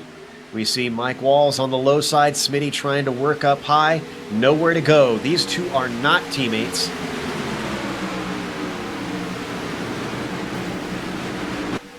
It's a good old-fashioned shootout there between the two of them. And Bernie, he's got nothing around him. He's got a second up to the second place car, and he got a second back to Michael Thompson, who I really think that the front of that car is really causing some damage. They're really hurting the whole effort here for these guys. Now, I'm not sure if you guys have been able to catch, because I can't quite catch what he's talking about, but Carl Burke has been really animated about something on the radio. Well, Carl's just, he's got some damage on the car. Been fighting it for most of the race on the left side, the left front, the left rear. And he's really just trying to express to guys that right now he's just out there racing and just taking it easy, So I think there's been a lot of communication back and forth. These guys come up on him to let them know exactly where he's at and what he's going to do for them or not do for them. Well, he's not doing too bad because he is in 12th position, so he's not too far down. Just ahead of him, we have an accident. Big contact. The 29. Who else was involved there? Fleischle, the 77. No, I'm sorry, you're right. That was Lebert. Lebert in the 777. Contact. I was watching that happen. Stowe got a little wiggle off of the bottom. I think his car hit the yellow line there, and that made it a little squirrely off of the corner. And by that point, Philippe Lebert was too far underneath to be able to bail out, and that's when you saw what you saw. And boy, speaking of what you saw, I'd love to see from the onboard of Fleischle just managed to avoid that. And Thompson had to be thanking his lucky stars because there was about inches between himself and Stowe as we get the onboard here from Fleischle. And no caution, by the way, as you can see. We're going to see that car ride up the hill, almost into the UCI machine. Just managed to avoid him.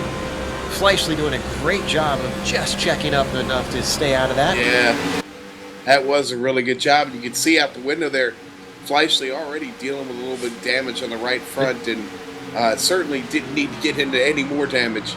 And sorry to interrupt, but we have a change for the lead. Smitty has now swapped places with Mark Walls.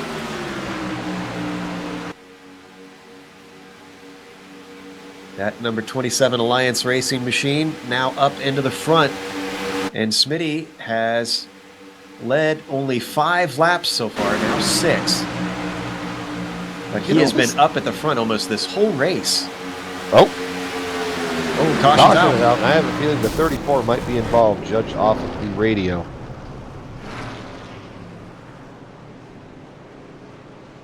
Yeah, that was the Chris Beck machine at number 34. He came on since we're pulling up the replay now. About 4 cars involved right there through the middle of turns 3 and 4. If you're watching on the replay, the 34 machine there of Chris Beck.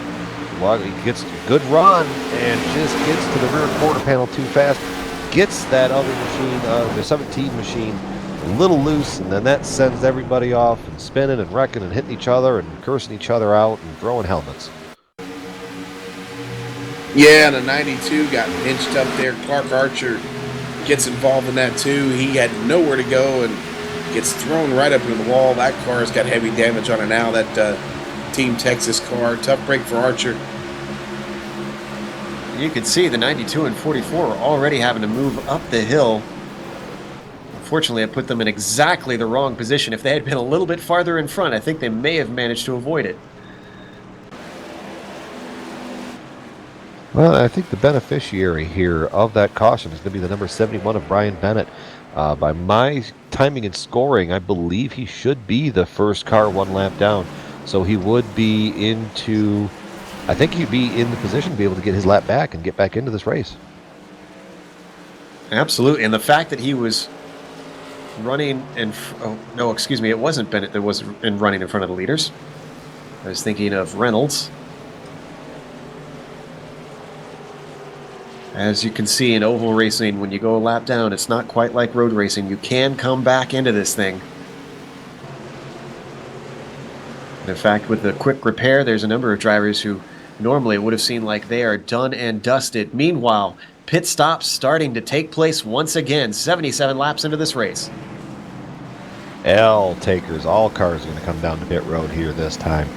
With that many laps on the run, a lot of guys had 28, 30, 36, 37 laps on their tires. Everybody's going to be on for 4 Goodyear Eagle tires and full of Sunoco racing fuel. Maybe a little bit of puff from Volt Vapes as well. Oh, and Fleischle missed his stall. You saw there just on the screen. That's not going to help him. He's been back up towards the front, but hasn't quite been able to get to the lead. Fleischle kind of snaked it today. Surprised to see that out of him. Just not having the best luck here. Yeah, based on his performance that he had at the 2.4, he seemed like it was almost perfection out there for him. That got him the win.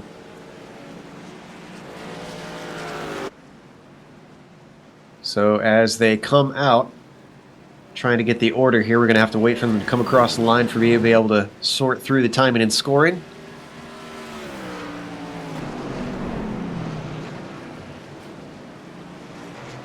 This is, I believe, our either 4th or 5th caution. I'm trying to remember.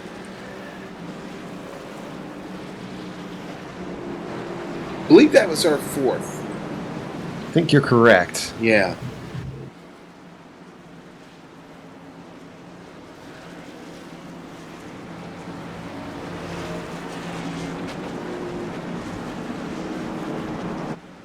Here we're watching Adam Young currently scored in first place, but that is going to change.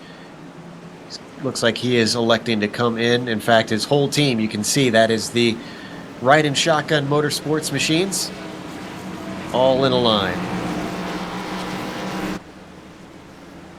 You guys are correct. That was caution number 4.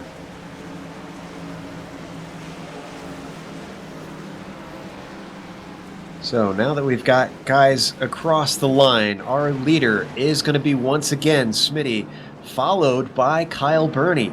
Troy Schultz for the TNT Racing Team is going to be in 3rd, with Chris Pence in 4th and Taft Baldwin in 5th.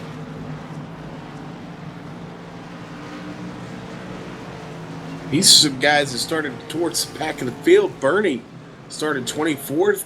Troy Schultz 37th. So getting some screen time, getting up here and leading this race. We're getting up into the lead pack. Let's see how these cars can perform on the restart.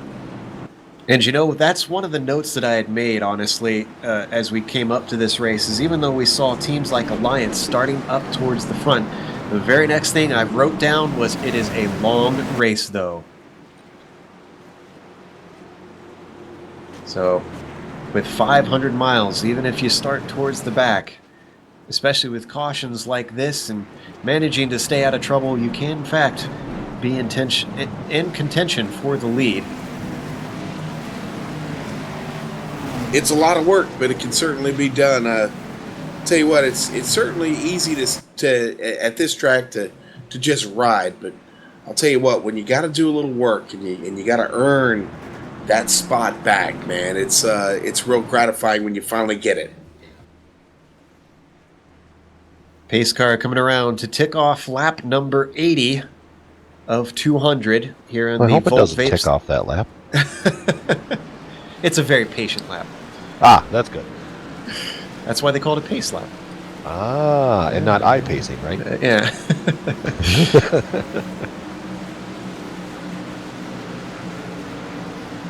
Well, you know, seeing as we are on lap 80 of 200 in the Volt Vapes Daytona 500, gentlemen, do we have kind of any, let's see here, we've got 4 cautions in the span of 80 laps.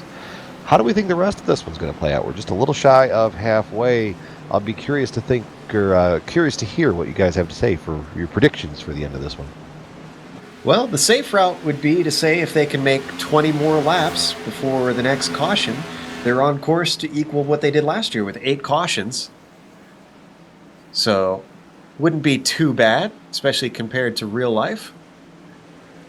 Well, you know, I think attrition is starting to eat this field up a little bit. I would not be surprised to see another good run here.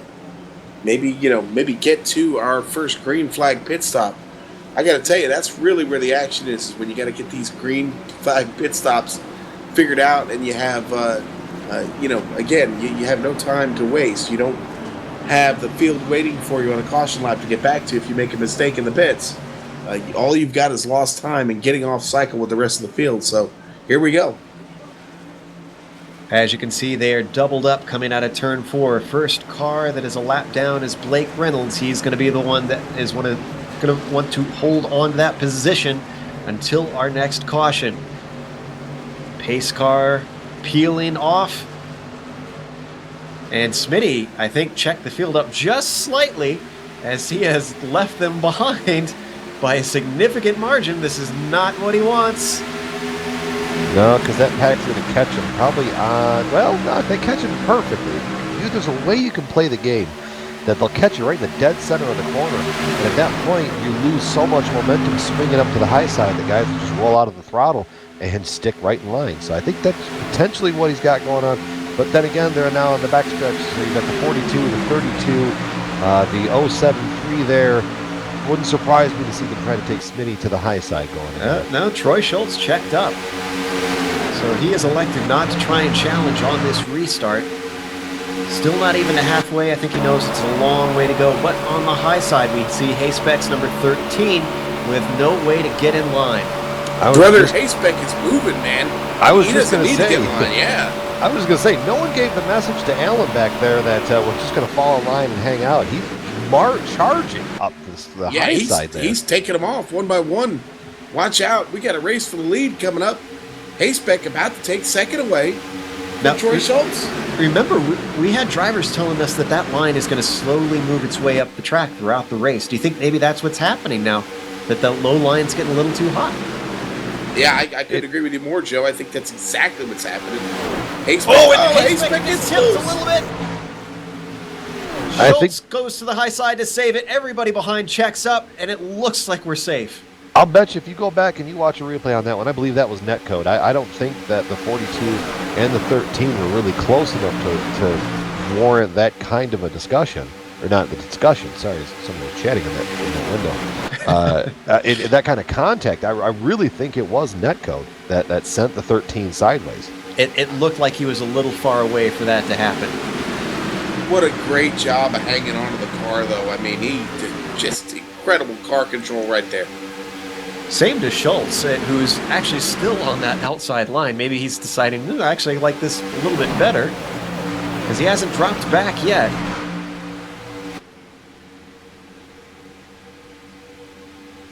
And in fact, if you look just behind them, you can see a line starting to form behind Hayspec. As we're starting to go too wide, a little bit longer than we've seen before.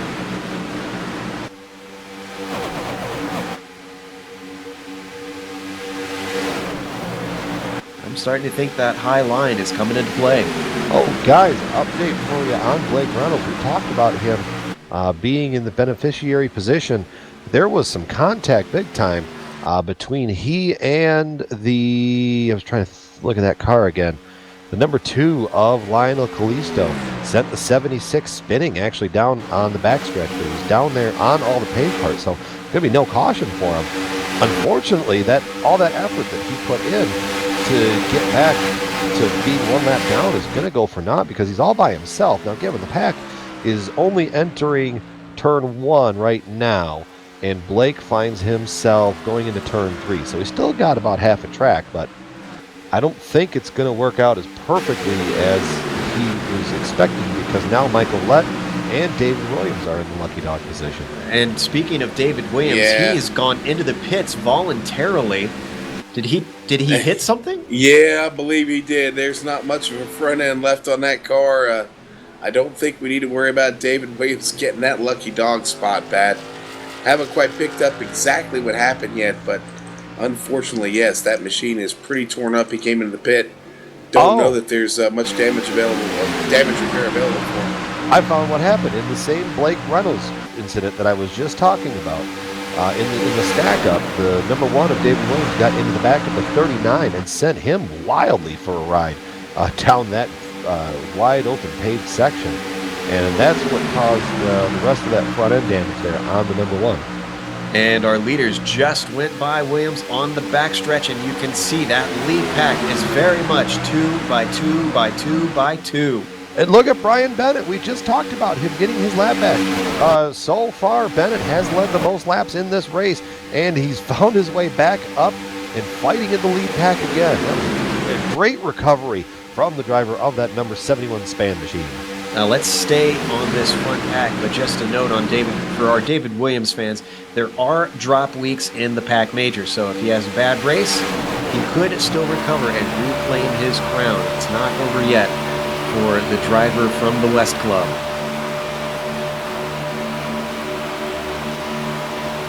And we ride on board with Bennett in 6th, using that high line that we're starting to suspect is getting a little bit grippier.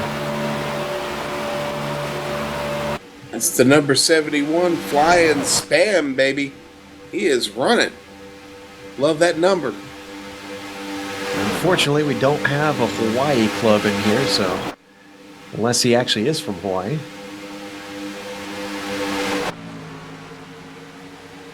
He is from the Northwest Club, though.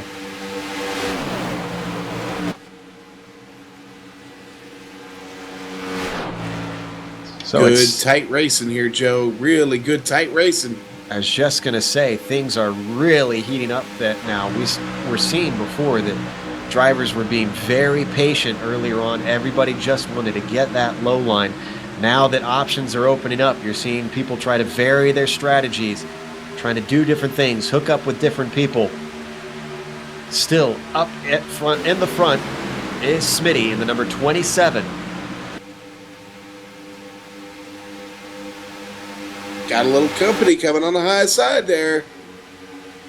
Troy Schultz, TNT number 42, trying to make progress. He was being pushed by Pence. Pence very clearly has taken his fast repair, I think we can safely say, after he went flying on the tri-oval. Almost called it a front stretch. I'm sure NASCAR fans would be punching me for that one. No, we wouldn't hit you too hard.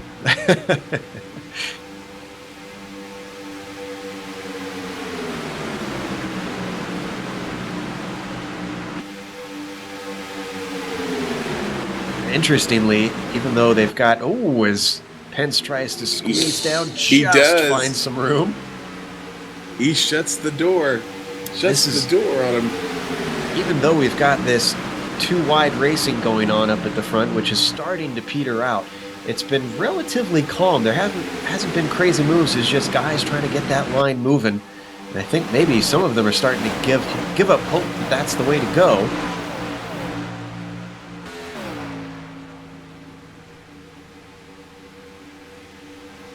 Smitty tries to weave high. Toma really closed the door on Pence. Still hanging out up top there. The number 42, Troy Schultz, really just staying committed to that high line right now. And he is the last one of this lead pack, as everybody else now has squeezed down to that yellow line. Looks like he might be able to find some space just ahead of Chris Pence. And he elects not to. He had plenty of space there.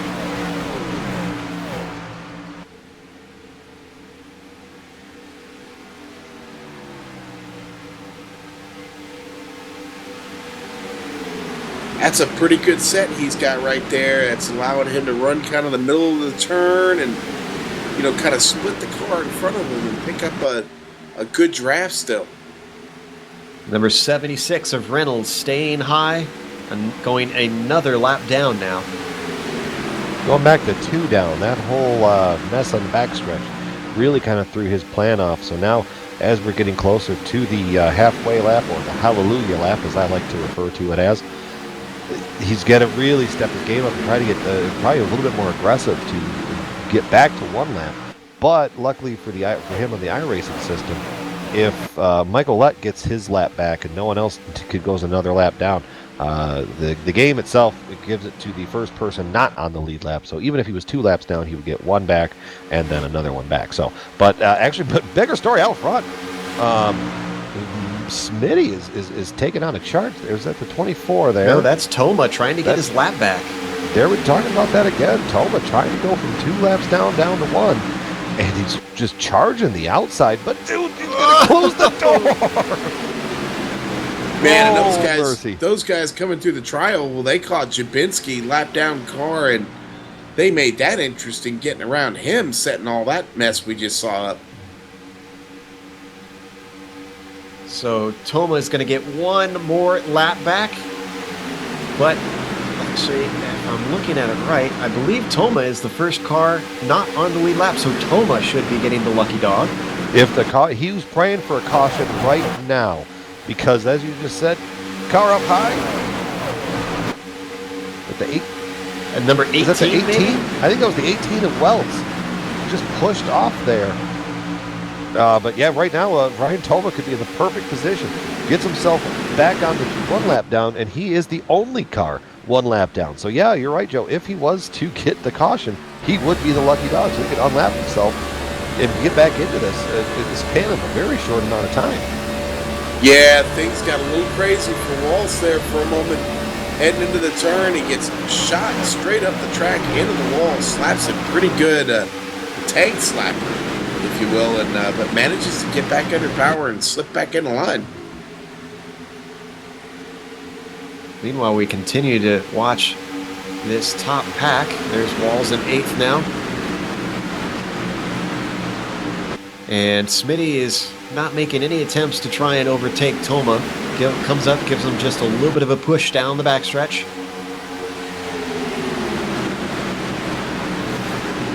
Well, there's no sense in focusing your efforts on someone that can't beat you right now. I mean, the only incentive for Smitty would be to potentially get back around the 24 and delay him getting back into the lead lap, because clearly the 24 of Toma has a stout machine once again. So if he gets back onto the lead lap, I wouldn't surprise me to see that number 24 up there battling for this one. Undoubtedly, Toma has been a top competitor in this series, the Pacific Majors, at least since, I want to say, 2 seasons ago, not just last season, where they opened up the talent pool. Before it was just the Northwest Club, now it's the Northwest Club, the California Club, the West Club, and the Texas Club.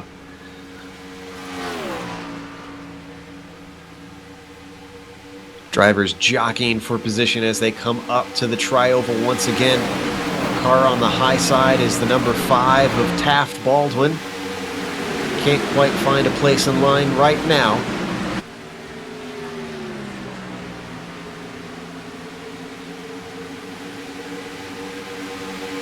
And it looks like he's just going to sneak in ahead of Hayesback in the 13.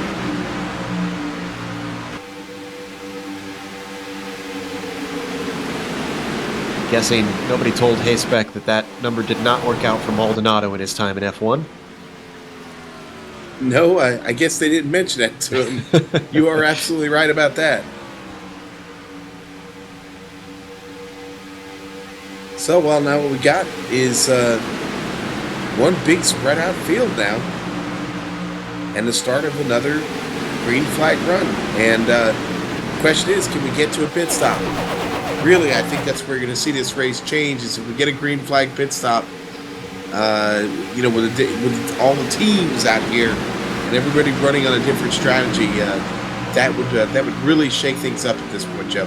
and things would really come alive. Now, something that we should mention as well about Smitty and Toma, an incentive for them to stay together like that, is they are on Alliance Racing together. So those guys, or at least if they do have a green flag stop, Smitty's going to want Toma to stick with him so that he can have a partner.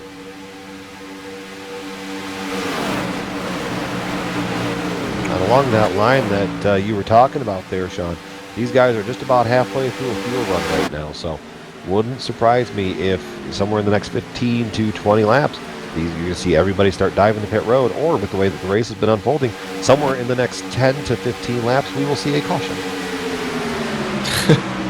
It's whichever comes first, I suppose.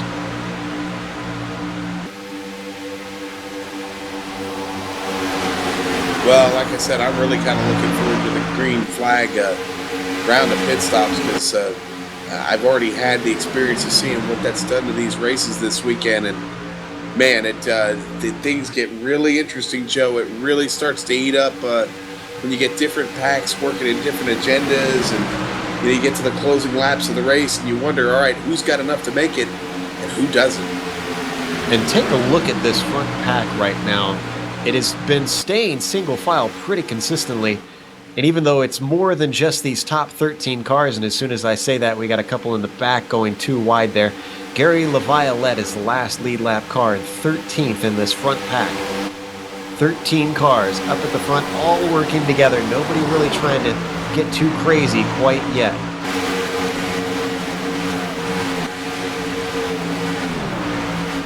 I'll tell you what, Dwayne Cooper better get busy. He's in the 01. He is right now the last car on the lead lap, and the field is catching him quick, baby. He is, they're about 2 seconds away. Meanwhile, Toma is sitting there going, hurry up, hurry up, hurry up.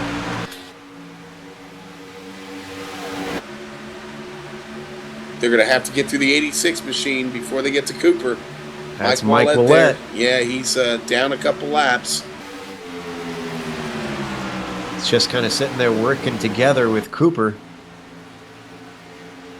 Yeah, and those two are already communicating. Yeah, exactly.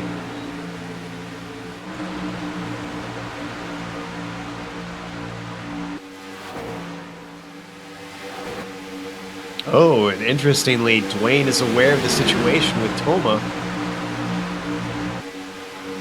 He is communicating with Mike that he needs some help to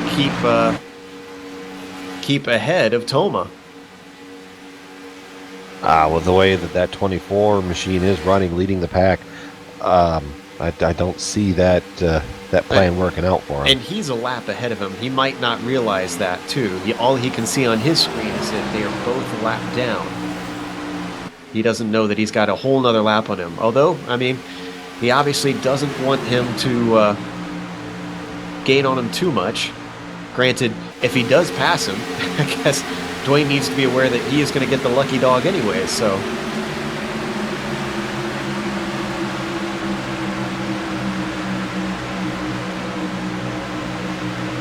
And, well, I was going to say in that sense, I'd almost suggest to Ryan Toma to try and hook up with Dwayne so that Dwayne stays at the front of the pack and it benefits both of them.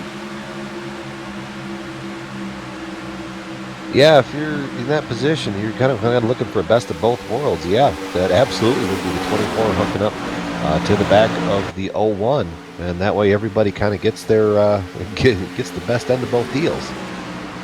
But do they have the presence of mind to try and execute that? Do they have spotters telling them to try and do that? That's the question. As they now come up on them, they're going to move to the high side, and it looks like Dwayne is going to stay low. Maybe he is actually going to attempt this. It's a bold strategy, Cotton. Let's see if it pays off. I think this is what they're doing because Toma's not moving to the outside. He's hooking up with him. Look at that. That is some intelligent racing right there. Very, very smart and heads-up communication over the in-race radio. I believe is how that whole deal got set up. But and now he's going to let Cooper's going to let him go. Maybe we spoke too soon. Well, what I think happened is I think Cooper got got tight over there in turns 3 and 4, and I think he knew that he couldn't fight them off.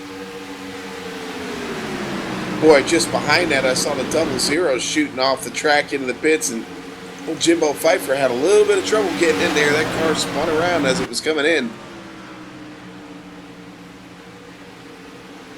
Well, irony of ironies, though, Dwayne Cooper has not let go of these top two, or at least the leader and the first lapped car. And unfortunately, this is not the position that Toma is going to want. No, actually, Toma's in this is kind of a bad situation because, yeah, you're right. The 01 is a full lap ahead of the 24. So this is going to be interesting to see how this one plays out. If you're in the driving seat of the 24 holding onto that steering wheel, you don't want to see a caution right now. And there the 01 now starts to slip back further. He's not interested in staying with these guys. Just going to let these leaders on through, it looks like. So our order at the moment, leader is Michael Smith, second car in line, you can see in the number 27. Kyle Burney is in second. Troy Schultz is in third. And Brian Bennett is in fourth with Mark Walls rounding out the top five. Yeah, and that little bit of damage Kyle Burney carrying on the rear end, really not affecting that car too much.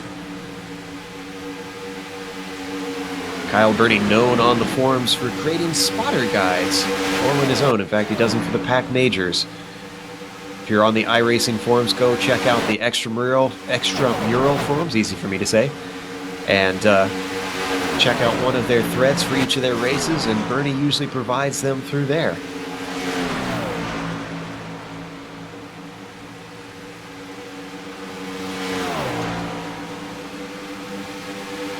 You know, Joe, I talked earlier about the cars up in the front of this pack right now that started at the back of the pack, still holding strong. You got Kyle Burney and Troy Schultz.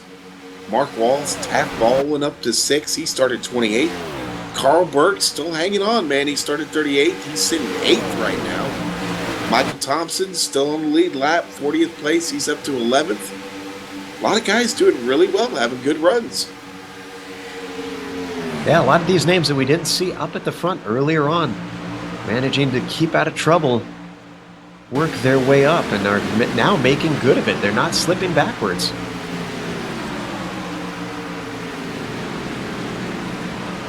You know, just looking at the top 10 that started this race, not working out well for a lot of those guys, unfortunately. Find themselves either out of the race already or just way back in the pack, laps down. Such is the nature of the beast of plate track racing and oval racing in general. Sometimes it's your weekend and sometimes it is not. Well, Brian Bennett certainly still hanging in there. Our pole sitter, he's having a pretty solid run. Just working hard right now. That's all you can do at this stage of the race. You're working in that little bit of traffic there, and you just got to take care of the car and take care of your business, and you know, just keep the thing on the track. You're past the halfway point, but you're not in the home stretch yet, so you've just got to stay focused and keep working it. Well, anybody with an email account knows that you just can't get away from the spam. Brian Bennett proving that here on the track, as well as he overtakes a few more back markers. You know, something I want to highlight to you guys is Troy Schultz in the number 42 machine. You see him right there in third place. Started 37th today. And yeah, the car has some dings and some dents and some things probably not where they started at the beginning. He's been able to keep that car in the right, at least pointed the right direction for the most part, and has definitely charged up in the back of the pack and is sitting in a happy third place, or on the third run, the third step of the podium there. As we see him get a little, kind of a loose tight there through the middle of the corner. A car getting loose tight, is that a term that an oval term I'm not aware of there? No, that's something I made up, basically. All right. What ends up happening is the car wiggles, and then as you're chasing it, as you roll out of the throttle, especially at a track like Daytona with the tire wears that we're seeing, you roll out of the throttle and you expect the car to start to turn as you roll out of the throttle, and it doesn't. It's tight. There was the 71 of Bennett getting off. I just saw that wall yeah. off the turn two. I think did he brush it? Actually, it looked like he may have. Let's look at the replay, see if he actually made contact there. He hasn't slowed down too much. He didn't touch it. He got awfully close to it. Gonna watch it one more time here. It's hard to tell from that angle. Here we hop up to the chopper view. There you can see him chasing the number 42. Car just drifts up. Very close. Well, regardless, like I said, he has not dropped back, so whatever happened did not hurt him.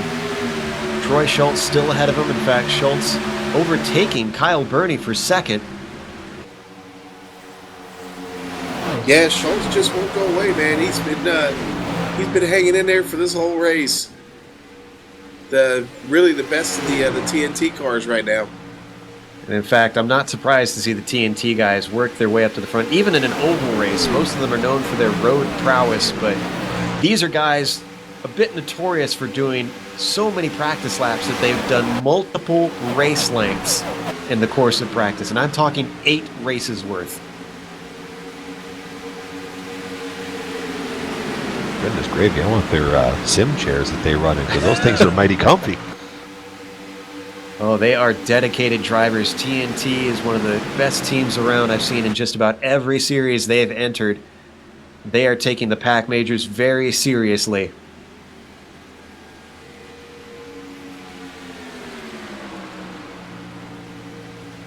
Brian, we get closer and closer to those fabled green flag stops. I'm predicting with somewhere in the ballpark of the next 6 laps, 6 to 8 laps, you're going to see all these leaders down on the pit road. So now what the challenge is going to be for these drivers is to blow these cars down from 180 to 190, 200 miles an hour off of the turn to 60 miles an hour on the pit road. And these cars, we're hearing Hesbeck's in the wall.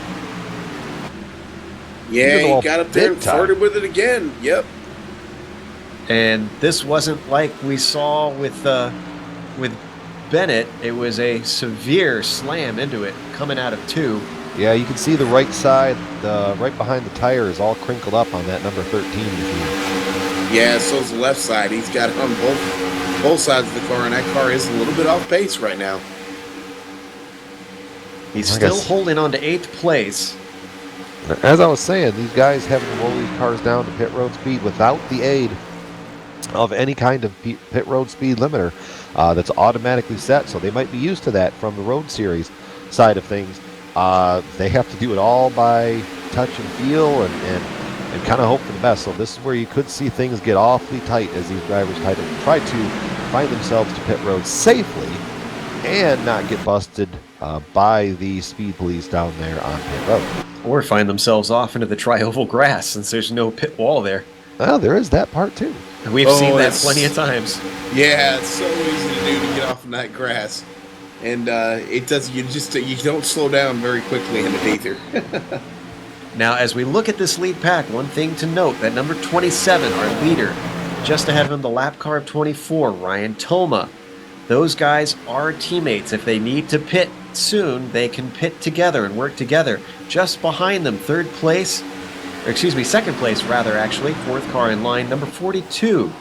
TNT Racing, I do not see a single other TNT Racing car anywhere near him. He's going to have to find another friend, I think.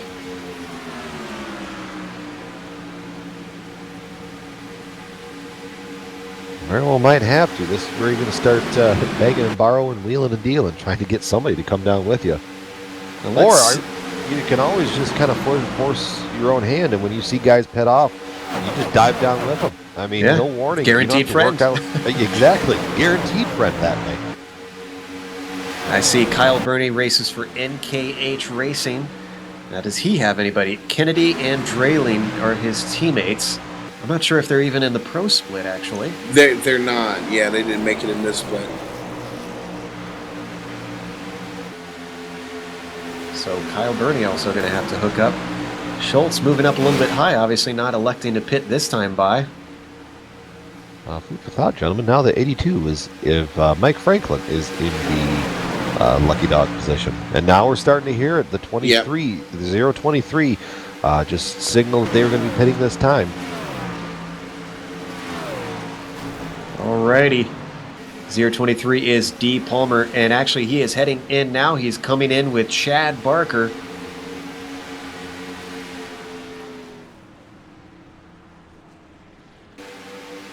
I also see Mark Walls is in his pit stall. He is pitted with Ethan Moore just behind him. Yeah, Drew Lalonde in that mix too. So the dominoes are starting to fall. Here we go. Green flag pit stops, guys. This is what we wanted to get to. Meanwhile, our leaders head around for yet another lap. Smitty's been towards the front most of this race and currently leads the most laps at 49 at the moment. Just been cruising around behind his teammate. Nothing wrong with a late night Sunday cruise around Daytona Beach. No, sir, never is. I'm not seeing anybody around the top 5, top 6 signify that they're pitting. So far, I've just seen guys kind of more towards the back end of the top 10 saying that they're coming on the pit road. All the leaders are going to drive by one more time. They're got to be getting close on fuel. I can't imagine they have more than 2 or 3 laps left in it. I think you push it just as far as you can right here if you're in that lead group, man. Adam Young making the call. He's coming in. There's Same the 88 with Ray also. Partridge. Here's something. I mean, I kind of disagree with you, Sean, because no matter which way you slice it, it's a 2-stop race from this point on. You're about to make 1 stop here. I mean, the only advantage to stretching this one out is your last run. If you're going about 40, 43 laps, your last run on tires is going to be about 17 laps. So that'd be about the only advantage I could find at this point. I mean, with the way that the tires wear out, that could very well be the big advantage. I don't know, man. I just think they're picking up time here, running in this pack draft. Oh, yep. There's Schultz. And Bernie's going with him, and Bernie goes wide. And there goes that for those two because nobody else came with them. Bernie is going to get a definite penalty, which should mean that he won't be able to exit along with Troy. And Schultz misses his pits. Oh, and that's Bernie, also... Oh, sorry, Bernie's just spun on pit exit. He must have actually completely missed his pits. He's going to have to go all the way around. Guys, I was just talking about how critical this was and how it could change the face of this race, and there you go. Yep. I did see that our leader, Smitty, did say he was going to come onto pit road. He's starting to roll it all down off of turn 4. Here he goes. God, I think the 24 is going to really get it. No, he's going to roll it down just in time. Everybody, see, they're right there. Those 4 drivers, that's how you enter pit road. Everybody spaced themselves out. Everybody got wide enough on the track that no one was going to run into each other. 4 tires, full of fuel is the name of the game at this point. Nice and smooth, unlike a weekend at Bernie's, as we saw for our oh no! Bennett is way outside of his pit stall. Yeah, Bennett. Wow. Bennett got messed up coming in. Someone get Bennett a map because he was lost for a second. And now the leaders are rolling off a pit road, and the left side's just dropped. That's going to be catastrophic for the 71 car. Yeah, that really cost the 71 huge. So this has split up the leaders quite a bit because Troy Schultz missed his stall. Bernie completely missed everything and then spun. And now we've got Bennett, who has missed his stall. And Schultz is... Schultz must have got a speeding penalty. He's returned. Had to. That'd be the only justification for that. Well, Smitty got away clean. Smitty's going to come out the big winner in this one. He's actually going to retain the lead through pit stops and have, at least at this point, I'll have to see how it all shakes out. But right now, his closest competition, Mark Walls, Rob Dahl, they are just coming to the start-finish line now. And Smitty is just working his way into turn 1. So I think this couldn't have worked out any more perfect for Smitty. Well, and Smitty's got a little help there. He's got that car in front of him. Mike Franklin. And, yeah, Franklin came out just the same time he did. Those two working together. But here's back into a groove and up to speed. Here's the problem Smitty is going to run into is I have a feeling that Rob Gall and Mark Walls are going to be able to close that gap down a little bit. It's down about 3.5 seconds between the two of them. And the only reason I say that is because Smitty has a car out front, yes, and picking up the 24 is going to help, but he has nobody out back. So he's going to hope that these three cars can push him away and keep that gap over Walls and Rob. And there goes Smitty up around the outside of Franklin. He wants to pick up his teammate, I think, Ryan Toma. Is he going to try and slot in line here? He's got just enough space. He elects not to. Toma could potentially move up high, and there he goes. That was exactly the intended maneuver, I believe, because now they both drop down to the bottom and sail away into the sunset. Clearly a little bit faster as the double zero low went up and caught the wall there. Jimbo Pfeiffer. No harm, no foul. Keeps on going.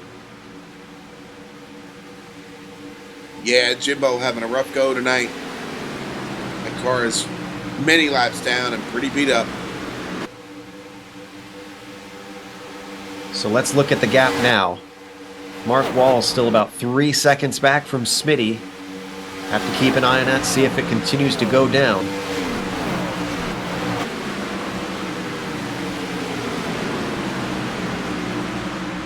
It's closing a little bit.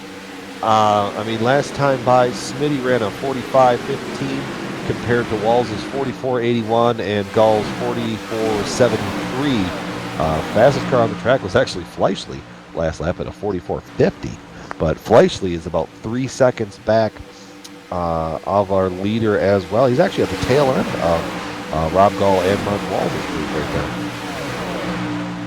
Remember, Fleischle is another hot shoe we were kind of wanting to keep an eye on. Despite getting caught up in a wreck earlier on, he used his free repair. He is back in this thing and has been wheedling his way forward. He was all the way down, and I believe it was as far as 13th by the restart of our last caution. Now up to 4th. And actually, let's run down the order for you now that I'm pretty sure everybody's taken their green flag stops. Smitty is back in the lead after coming in from the lead. Mark Walls up to 2nd now. Rob Gall sitting in 3rd, just barely ahead of Jason Fleischle in 4th. Then you've got Carl Burt currently sitting in 5th. He's got Chris Beck right behind him in that train, and Taft Baldwin, the 3rd car in that line, in 7th. Chris Pence is a long way back in 8th. He's got a big gap to go. And then Kyle Guerry in 9th. And the top 10 are rounded out by Brian Bennett, who had a terrible stop. Yeah, so, and then that stop cost him over 15 seconds, Joe. That's an eternity at this point on this track. So that lead has gone down. I think Smitty still does not have enough pace, even with his teammate. Only 1 second between Walls and Smith. Now, Walls and Gall and Fleischle have all tracked down that lead group. They've definitely been working very, very efficiently in the draft, getting their cars into the best position that they possibly can. Now they're going to be two wide behind all the lap cars there. Blake Reynolds, the 027 and the 00. See how he navigates through this little mess right here. Oh, and sorry, Kyle Burney was trying to look on the inside of Mike Franklin. Oh, contact between the 00, the 18's into it, the 77. Oh no, the 31 is all involved. That all started in turn 3. Mark Walls tried to get through, and he just got a little bit of contact from the 00. We're going to go to a replay on that one, but that absolutely is not the way that Walls wanted that one to go. You'll watch it right here on the replay. A little contact there sends the 18 up into the fence, and then at that point it just got loose and sent into the 31. The 77 got involved as he got collected into that one. Luckily, I believe it's just those 3 vehicles all got a part of that one. I think the 42 got a little piece of it. I'm seeing damage on his car, but that could just be my screen. That's Troy Schultz. And I'm still seeing the damage on Schultz. We're going to watch on board Waltz, see what he saw from his view. I believe that was the longest green flag run we've had so far. And you can see him getting caught up in this traffic. 0-0 down at the bottom. It's going to wash up here once they come into 3. Can just see him, but not enough time to react, not enough space to do anything. And then she tumbles.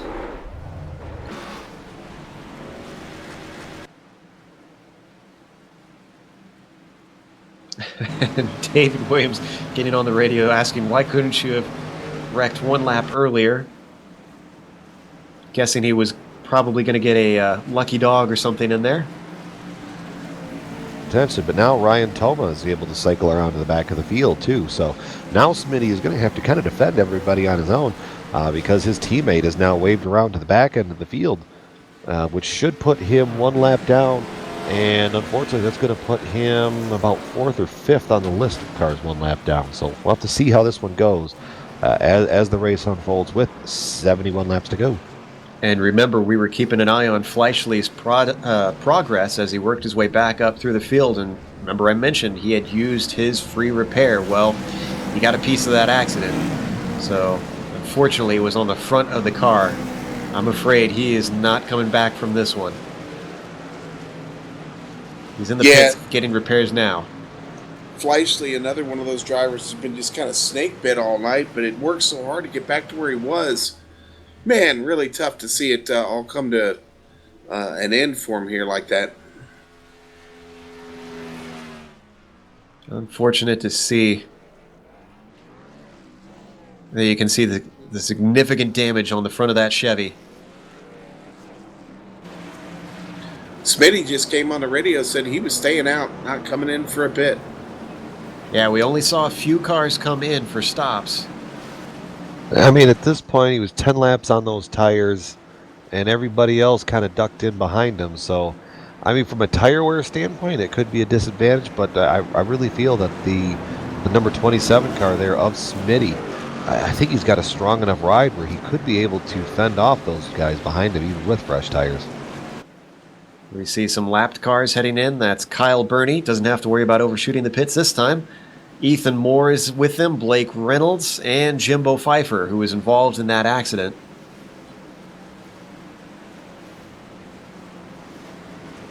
Boy, I got to tell you, it's so important to get a good qualifying position. Either get a really good one or a really bad one when you've got a field this deep. Make it easy to know where your pit box is at. I mean, it really, when you've got 42 cars starting a race, those pit boards, when they're coming up and you're getting in there at 60 miles an hour, they're not as easy to see as you would think. Now I'm seeing Troy Schultz drop to the apron. I'm not sure what's happening here, but he's letting a lot of cars go by. Is this standard procedure? Troy Schultz.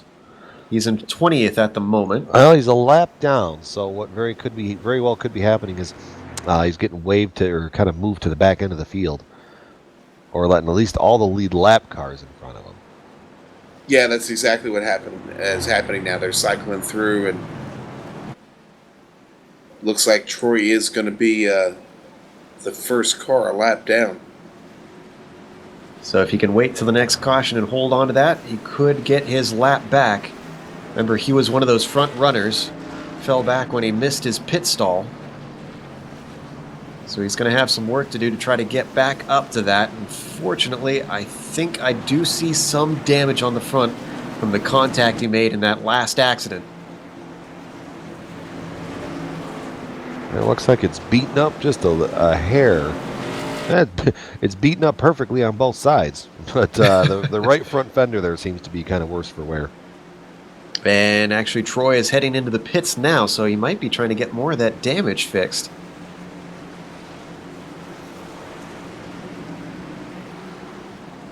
So let's update you on the order now. Smitty still up in the front, avoiding all the carnage around him somehow. Brian Bennett is going to be starting in second as they go 2 wide here. Chris Beck in third, Taft Baldwin in fourth, and Carl Burke rounding out our top 5. We're 132 laps in, guys. Starting to get to the latter stages of this race.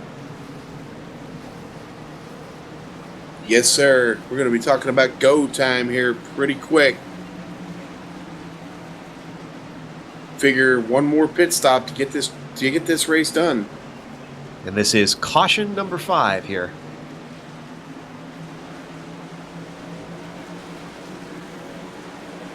So less than 70 laps to go here in the Volt Vapes Daytona 500, round 2 of the Pacific Majors.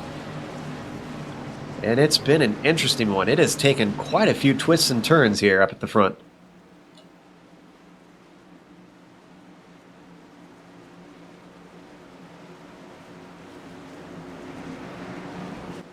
In fact, so far we've had 1, 2, 3, 4, 5, 6, 7, 8 different cars have led so far this race. In fact, yeah, I think we're going to see several more of those changes before we're done, Joe. I was just going to say, last year they had 9, so we could easily break that depending on how Smitty performs here at the end. Lights are off on the pace car as they come towards the pit entry. Ford Mustang pace car peels off. Smitty leads the way, gets on the loud pedal and streaks away.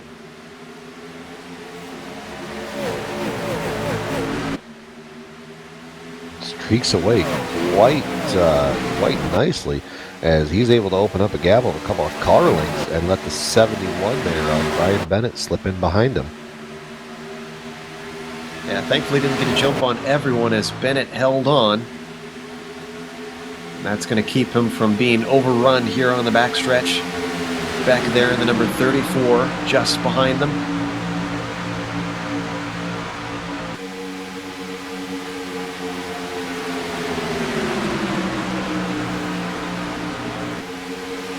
Everybody seems pretty calm on this restart before the lap is even over. The entire front of the field is single file. In fact, you have to go all the way back to 13th before you get a 2-wide situation. Yeah, and they're all fighting back there. Still 2 by 2. 4 rows deep. That's Scott Gruber just on the inside of Scott Brown. Nobody really dicing too hard back here. I think everybody's just trying to let it play out. A little bit of a checkup back in the field between Hayspec, Rob Gall, and the 01 of Dwayne Cooper.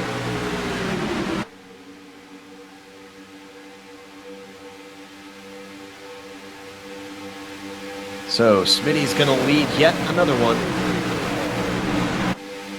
And Smitty here, I mean, unless Bennett can get around him, Smitty is going to be in a good position here to lock up the bonus point for most laps led. Something we haven't mentioned yet is Smitty was one of the very few drivers to have managed to win 2 races last season, both of them on ovals.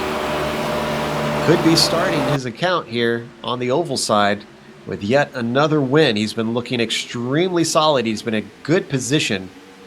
And that's starting to make me wonder if he could be one of our championship contenders this season. He keeps driving like this. Certainly no reason why he wouldn't be in any kind of a contention for it. He had an unfortunate start at the 2.4, but as we said, there are drop weeks in this series. Guys got a great side-by-side battle developing back here between Hayspec and Toma. They have been just door to door for about 2.5 laps now. Oh, and the inside 31 gets loose. He is in the grass, manages to get back to the pavement though, but he is dropping like a rock. It looks like he got confused there because it kind of looks like he took the bus stop through there and kind of came and exited out onto through the road course. It is not the 2.4 again. You know, actually, no, the 01 just tipped the rear of him as the field was checking up, and that's what caused him to go off, it looks like. Well, and Toma is in a position where I don't think he can be, he can't ruffle too many feathers. He's in the lucky dog position right now. Yeah, and the car behind him is directly trying to fight him for it. That's Dwayne Cooper.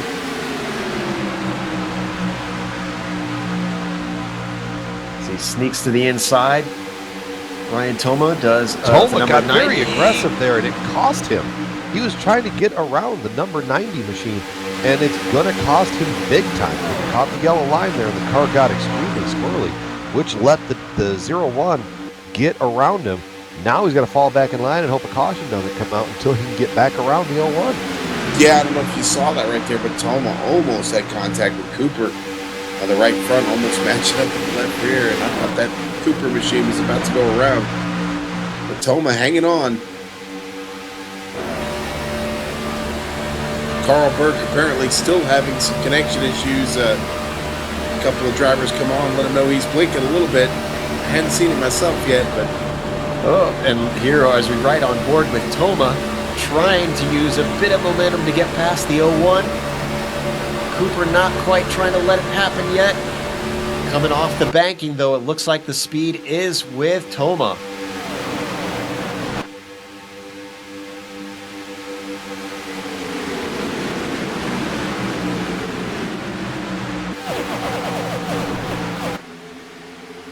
He's trying to make that top side work, and definitely trying to make it work to his advantage. Now he's got at least a 1-car gap over the 01, and he's trying to get at least it looks like 1 or 2 more cars behind him, but he's got to be careful because he's the only car on that high side. Man, he got a really nice run, though, out of 2, Brian. Really nice Shot run. out of a cannon. He's walking up onto the 81. I mean, there's a gap there if he can cut down in front of the 81, and no, not quite clear right through there, through the trioval. Well, now he's got a pretty clear gap if he just would slot in line, Just but he's sit not down. looking for it. Get in line, man. Get in line. You know what, though? I mean, that's hard to tell him to do because he's still got momentum, man. He's still carrying it on the outside. Look, the car is still moving. That's great, but he's gaining nothing by passing all of these guys. He's gaining absolutely nothing. In fact, he's putting himself in a bigger risk to get involved in an incident if these guys happen to wreck around him, which we have seen a number of times tonight. Yeah. They just fall in line. There's nothing to gain right now. Well, that kind of goes back to my Racers race thing, man. Well, I think he's trying to put as much distance between himself and the 01 as he can. Cooper was trying to make the high line work as well, but not to the same effect. In fact, you can see him back there, and he has only been able to take 1 car, I think. Keep in mind that Toma might be looking for a teammate as well. In fact, he's only 4 cars behind Smitty. In fact, I think that's exactly what Toma's trying to do. Trying to repeat what they did before. Put him up at the front of the pack. Make sure that he's going to get that lap back. If Toma can march up through the field like the way that he has, if I was Smitty, I would try to keep him a lap down at this point. A teammate or not, that's a car that can beat you at the end of this. I mean, the drive through there is nothing but impressive. Risky, and I will reiterate that again, risky, but it seems that it might just pay off. Well, here's something I've noticed about Toma the last several laps watching him run up top there. Very smooth line. He's not scuffing off any speed at all, guys. He's maintaining the momentum. That's what's carrying him past these guys. Oh, except right there. He got I was just going to say. Washed up. I jinxed him. There you go. Now, even if he's a competitor potentially for the win, if he manages to get back on the lead lap, you have to remember that Smitty said their strategy is just hold on till 10 laps to go and then see what happens. So he could be happy to have his teammate up at the front and not have to worry about who he hooks up with, who he pits with, and then when 10 laps to go happen, then they can sort out who's a competitor. Toma did find a spot in line behind that Smokey Unique-inspired paint scheme of the number 98 of Kyle Gary. And you remember how Brian Bennett had some problems during his last pit stop. Well, hasn't slowed him down. He is up into second, currently right behind Smitty. Food for thought here, gentlemen. Smitty and Bennett both stayed out on that last caution. Everybody else behind them pitted, so that's about an 8-lap difference. Even the only person that's really on that same strategy, surprise, surprise, is the 24 of Ryan Toma. And when was that last stop again? I'm trying to remember. It was 23 laps ago right now for Smith, Bennett, and Toma. So depending on if they want to run it dry or go by the tires, they could be in actually relatively soon. Not quite that soon. 18 laps, and they're at 57 to go. So either way, it's no matter what for anybody still moving on the track. It's a one-stop race. It's just going to be a matter of when you're going to make that stop. And plus, under the caution, I'm sure Smitty and Bennett were fuel conserving and able to maybe stretch another lap out of that. So it wouldn't surprise me if they stretched this one all the way out. If they took it to they probably took it another 20 laps, which would put us at 36 to go. So as we ride on board, looking back out the rear window of Smitty, Bennett actually going a little bit high there. Is he going to lose his place in line? Beck is looking low. Beck cut Bennett no favors there. Yeah, you don't want to leave that door open, man. Well, he did. Totally left it open. He's losing it now. Help might be coming because look behind them. They've got Kyle Gary decided to come up to the high line right about the time number 71 was left out to dry.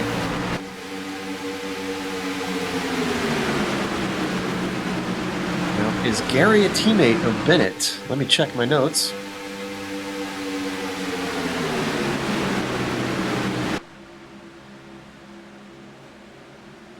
A lot of drivers to go through in here.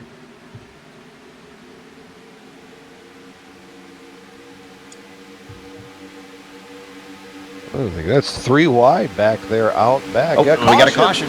Caution is on the speedway.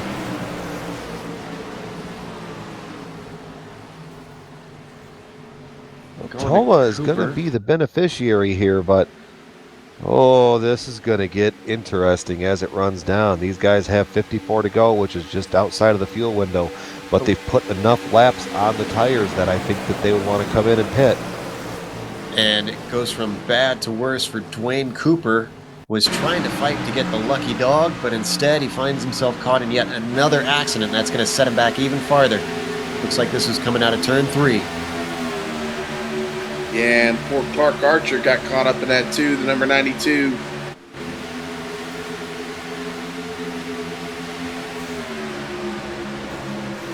Looks like a case of the number 44 just drifted up into him. So Cooper was an innocent victim. Yeah, and the 92, like you mentioned, that Clark Archer's machine, he had nowhere to go. He got caught up there, got hit, and then spun down, and he got hit again. He was only 2 laps down. That car was still fighting, had a chance. Now, we were saying about being a one-stop race. This will be about a little more than 50 laps to go. We know they can't make that there, Brian. Nope. This has now become a 2-stop race to the end. So now the extra strategy ripple is going to be, when do you make your final stop? I mean, anytime within about 43 laps to go, you're good to go from the end. So do you run it really long and take 2 tires, or do you run it really long and pit with maybe 4 to go and take fuel only? Do you split it in the middle and run 20 laps and then come in and get 4 tires? Do you run till about 10 to go and take 2 tires? This is going to get really good, but then there's an option, I think, D or E that I'm on, that there could be another caution in about 10 or so, 10 to 15 laps, and everybody will be good to go to the end anyway. I'll tell you what, taking no tires is an option, but man, if you've got a lot of laps on them, maybe not a good idea. I know it was in a situation yesterday where there was just about 10 laps to go, and everybody needed to come in for a splash and go, and few of them opted for no tires, and I got to tell you, they had trouble getting off the pit lane and getting back under power without spinning the car.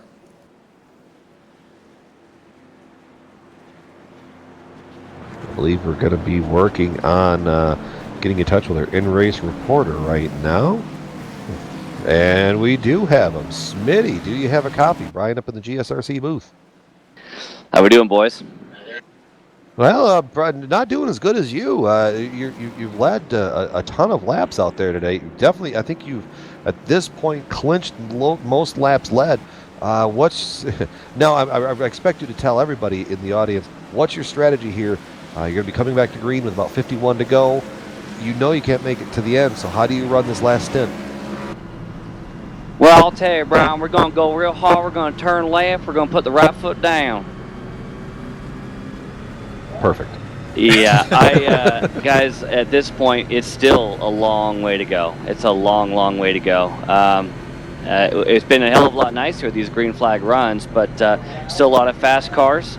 Yeah, plenty of time to go. As you say, we all got to make another pit stop, so I still got to keep the thing clean for another 50 some odd laps. Well, the other interesting ripple to it all is your teammate of Brian Toma is now back on the lead lap. We watched him march up the outside and pass about 7 or 8 cars all by himself. Does that kind of make you a little nervous there? Not really. And not because he's not going to be a threat. He'll definitely be a threat when he gets up here, but that was part of the game. I pushed him for a while, and it was 100% to try to get lucky with the caution so he'd get the laps back. Worked out well for him. And here at Alliance, we work with each other as much as we can, but at the end of the day, we're going to go racing. So it should be a good time if we can get to the end here. Sounds good. Definitely going to put on a show for us, I imagine that. Joe, Sean, you have anything to ask Mr. Smitty? Well, Smitty, you'll be glad to know that Brian did not pick you to win for this one, so... Nice. I did not, actually. We didn't pick anybody. We didn't. No, we forgot to do picks. I don't know if that's good or bad. Now I think I'm just even with everybody else. We all have the same luck. I gotta ask you guys, what's the race from your guys' perspective? I mean, there's been some craziness. I got lucky with a couple of wrecks where I went through the middle, but how's it been further back? It's been interesting to watch from up here. There have been a lot of just kind of a 1 or 2 cars get together, and then all of a sudden everybody gets wadded up into it. We watched I'm trying to think here, the number 18 get wadded up with a 00 car out there, and that's what sent the 18 around into the 31 and really ruined both of their days. So there have been a couple of the big ones, but then there have been a lot of the little ones. So we're coming back to 1 to green. So Smitty, we're going to let you get back and focus on the drive, and hopefully we'll see you here at the end of 50 laps. Perfect. Thanks again, guys. That was Michael Smitty Smith, our in-race reporter here at round 2 of the Pacific Majors, the Volt Vapes Daytona 500. As we said, we're now into the last quarter of the race. It's going to be Taft Baldwin leading the way. I believe, did Taft not pit that last time by? Or did he just have a phenomenal stop? No, Taft stayed out. I guess that was another strategy part that I didn't consider, but I don't know. He's got to make one more stop, but being 20 laps into a fuel run, I would have at least wanted right side tires. So we'll have to see how that number 5 holds on as the race restarts. And another thing to note you may have not caught on screen is that Brian Bennett overtook Michael Smith in the pit stop. So Smitty's going to start 3rd. It's going to be Kyle Query in 4th and Chris Pence in 5th. They come out of turn 3. We've had 6 cautions now. Another restart as the pace car peels off into the pits. Taft Baldwin leads the way this time. And Smitty caught just a little bit sleeping there. No, he was not expecting the 5 car to go when he did. But now the 5 car is going to get that nice big advantage. But is it going to be too nice of an advantage? As the field's going to definitely try to run him down. As you see Bennett swing up to the high side, not wasting any time. And he's going to bring Smitty with him to get around the number 5. Is the number 073 there of Chris Pence? Is he going to follow? No, he's going to tuck back in the line onto the number 5. But I think the damage has been done as Bennett has been able to squeak out into the lead going into turn 3. And is Smitty going to be left out to dry? Bennett could swing down if he wants to. He has not yet. They're going to hold on to the high side, which means Baldwin is going to come back to the 4. Wow, I didn't watch it. Baldwin drove that thing into turn 3. He forced his way back up to the rear bumper of Brian Bennett. But now Bennett and Smitty are going to have some momentum from the high side. Tell you what, Taft Baldwin making it work so far. Decided not to pit that machine. He's got 32 laps since his last pit stop, guys. And looking at the rear of the 073 Chris Pence. He's got a significant amount of damage on that rear bumper.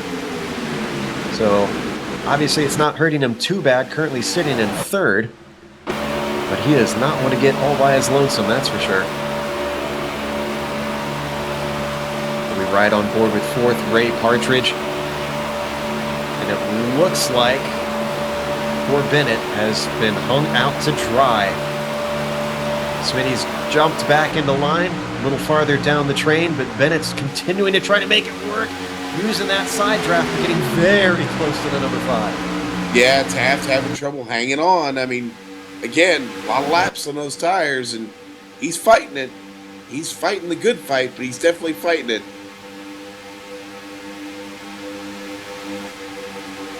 And this is causing the field to have to check up quite a bit. It's making the field check up, which is working beautifully to the advantage of the number 24 machine of Ryan Toma. He's been able to march his way back up, got to about 17th, and then got caught up in that checkup right there, and kind of given some spots back. But he also was going to have the number 2 there, Kalisto, swinging up to the high side, not giving him any help. Yeah, Guys, a number of cars were having to take evasive maneuvers just with everybody coming backwards at them. We've got to keep an eye on this up front. Taft is really struggling with the handling on that machine. And, well, let's just say the 71 not giving much. Brian Bennett, Taft Baldwin having quite a battle up front here now. Them racing this hard, I'm wondering if something is going to erupt, especially with how Bennett is trying to use that side draft. Look at how close There it he's goes. getting. There it goes. That's it. Spins him around into the tri-oval. 2 of them right now. Oh, Smitty's Baldwin involved. actually into the fence. Smitty, the number 3, the 91, the 21. We're going to watch Bennett's replay here. I thought maybe they were going to be able to avoid it with only 2 of them being involved there. I thought that he was just getting a little too close to what was going on there.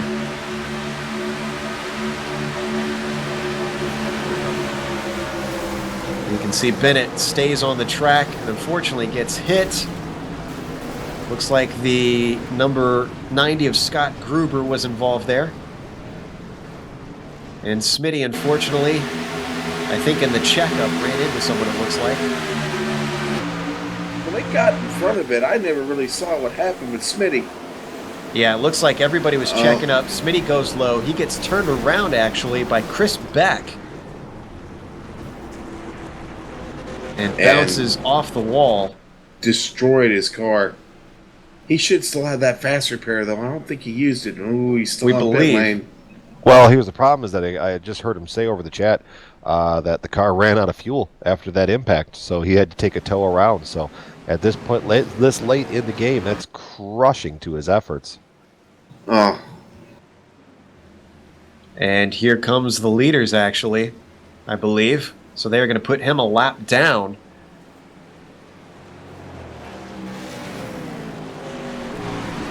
How things can change. Tough break for Smitty, man. I hate that for him. That's probably going to cost him his race there, guys.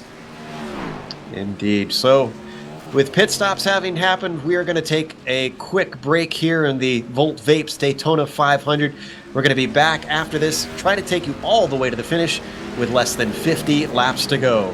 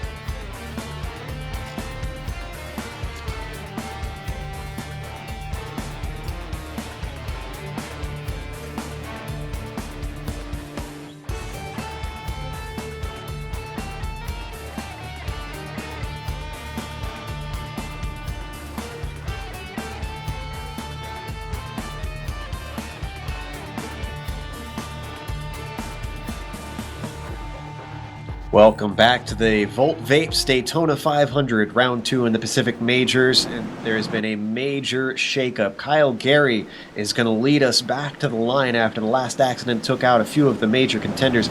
Michael Thompson is going to start in second, Chris Pence in third, Fleischle should be in third, Chris Pence in fourth, and Mike Franklin in fifth. So once again, guys we thought could not come back have made their way back up to the front, but we'll see if the damage will allow them to stay there as they come off of 4. Pace car is now going to peel away. Gary accelerates, and just a little bit of a checkup on the high line for Thompson.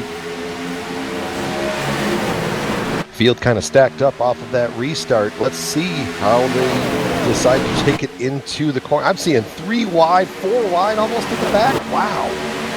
And I think Fleischle is already holding these guys up with the damage on the front of that car. Now he's starting to reel in our leader, number 98. With the way that front end is pushed in the draft, I think he can survive just fine, but I don't think he can swing it out to the high side and take any kind of an advantage. I mean, the whole front end of that Chevy SS is punched in right underneath the grill. But he could probably be a very good pusher, but I wouldn't worry about engine temps. We got a 3-wide situation a little farther back. It looks like David Williams is the one that almost initiated that. He thankfully backs out of it as cars are still 2x2x2 for what looks like almost 9 or 10 deep. Well, Fleischle's still making it work, guys. He's got to stay up there on Gary's bumper, though. If he doesn't, he will lose it quick. You keep talking about that front end damage. He can survive. He's just got to stay in that draft. He can't let him get too far away. Yeah, the second that he gets kicked up to the high side, he's going to set the sail backwards like an anchor.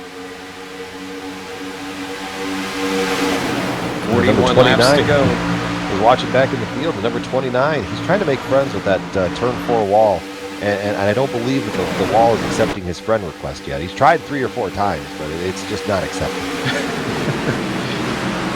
Aaron Stowe, the number 29. We've seen him do that a few times. That car seems extremely tight, maybe even tighter than most guys out there. And, Mike Thompson with a run up top, guys. Watch out, here he comes. See if he can get up to the front. Thompson's out back. Tom's out back. Smitty is involved again. The 32 and the 27. I don't know what happened to send the 32 spinning, but he was spinning down the backstretch, and Smitty could not get checked up in time. And that's a tough break for Smitty. Dominant car tonight, and it's going to end not in the way that he wanted to. The whole front end is missing off of that car. You can watch on the replay. Looks like it was some contact there between the 5 and the 32, and then the 32 just went into a tank slapper and couldn't get it right, couldn't get the ship back righted. And unfortunately for Smitty, he was not in the right place at the right time, and that car is significantly damaged. It kind of looks like a bootleg modified running around back here in Daytona. He's elected to stay out. I think maybe hoping for a caution somewhere along the line, but that front is very banged up. Missing quite a bit of the bumper, but we're back up at the front looking at Thompson, who has slipped back down into second. Fleischle still holding on to that low line, probably desperately clinging to that yellow line at the bottom of the track.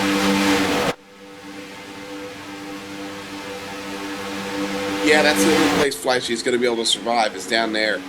Up top, he'll be nothing up there. And as you can see, in the turns, they get a better run than Fleischle's able to get. And I'm sure the damage has everything to do that. But when they get off into the straight here, he's able to pick it back up again and get back on their tail. He's getting a little bit of help from the 88. Ooh, big check. There goes the 88 side. Save it. Saved it. He's got it. Having to go 3 wide. Everybody came out of the other side of that one smelling like roses. We got one car off. Gary LaViolette saves it from the wall. Beautiful job from him. No caution. Job by D. Palmer. D. Palmer doing a great job to save it as well. Wow. I think all of us were thinking the exact same thing as that started to erupt. As here we go. 98 still holding your lead, and he's got 2 very fast cars in front of him. Unfortunately for those two very fast cars, they are both a lap down or more. Lionel Kalisto and Blake Reynolds are both fighting to stay ahead of the leader because they can both get back to 1 lap down if a caution were to come out. Other footnote to note, guys, everybody that pitted on that last stop, I think, is right on the outer edge of making it to the end on fuel.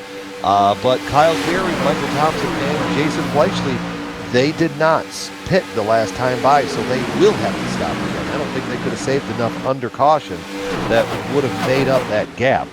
So that's another ripple to throw into this one. If we don't get another caution, this is really not going to work out for Kyle Gary, Michael Thompson, or Jason Fleischle. But it could play right into the hands of Chris Pence, Ray Partridge, Alan Hesselbeck, and Dee Palmer. And speaking of Fleischle, how in the world is he at the front of this train back there? He has got to be holding these guys up with a lack of top speed. One of these guys have got to move around him soon. Well, see, really what you got there is a damaged car leading a bunch of other damaged cars. So I think that they're actually... is this kind of like an instance where two negatives make a positive? More like the blind leading the blind, I think.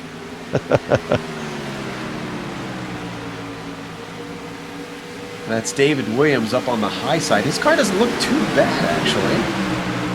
I think they've been working on that.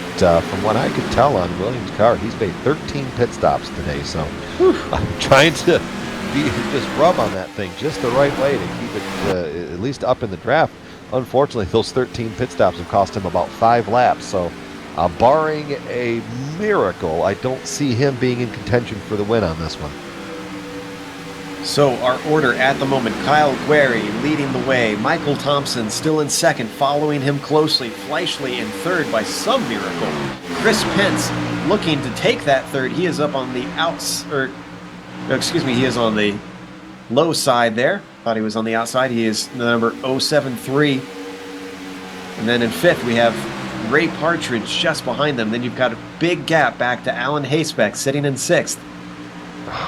Heartbreak you're going to see on screen as Alan Hesbeck is going to come around the number 24 of Ryan Toma. Underneath that last big wreck, he did catch a part of it, damaged the front end of that car an awful lot.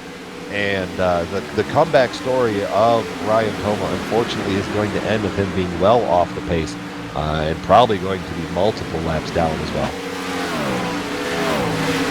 Yeah, I hate to see that for Toma, man.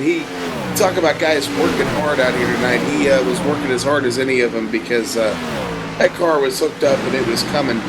Finally gets that lead back and, has to come back through the field and, gets caught up there, gets a piece of that. And tough way to end the night. Really good run for Toma.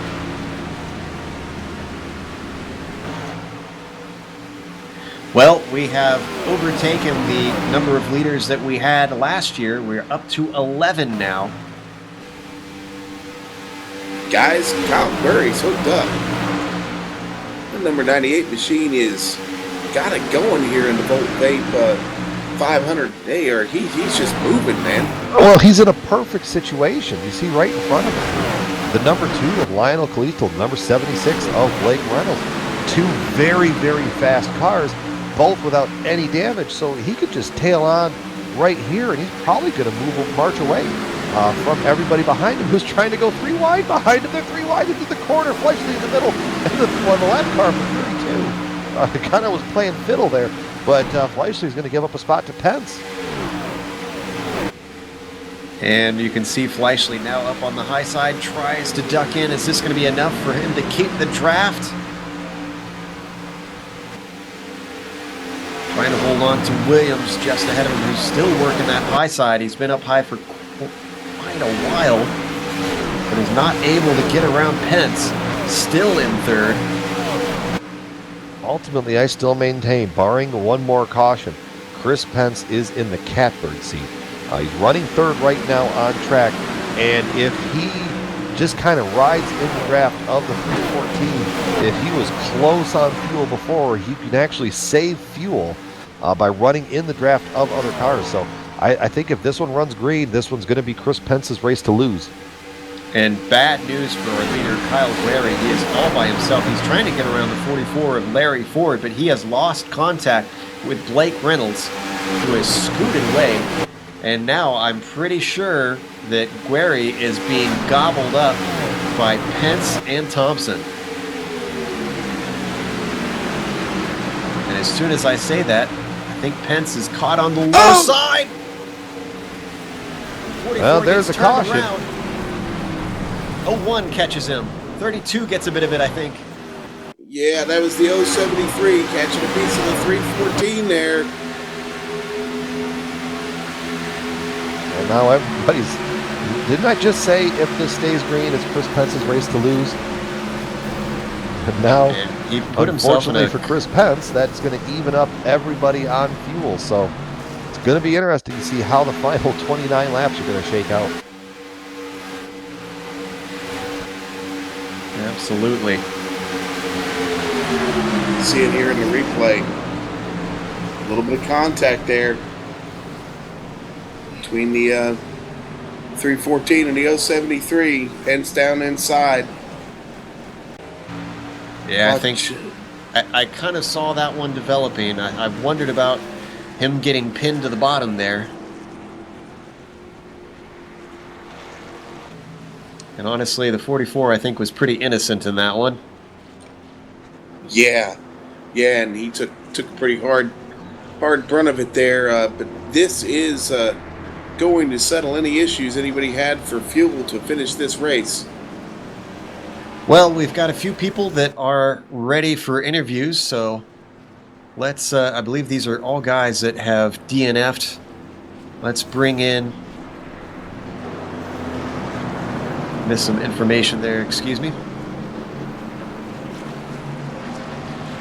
Sorry about that. So, looking at who we've got, let's talk to Adam Young, since we spoke to him a little bit before the race, to see how things went as we watch these pit stops start to take place. Pulling Adam in here.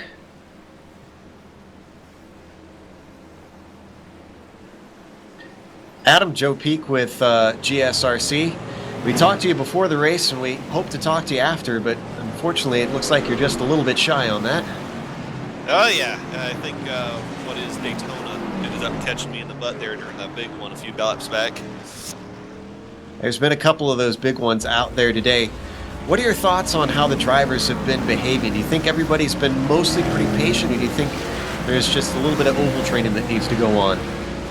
I would say there's probably a little bit of oval training that needs to go on, but everybody's, it's, I want to say actually I feel like it was better than last year, even to that point. I think there's been a few mistakes. Of course, at Daytona, when you make mistakes, it costs people. We've had one really good long green flag run. That was very nice, very clean.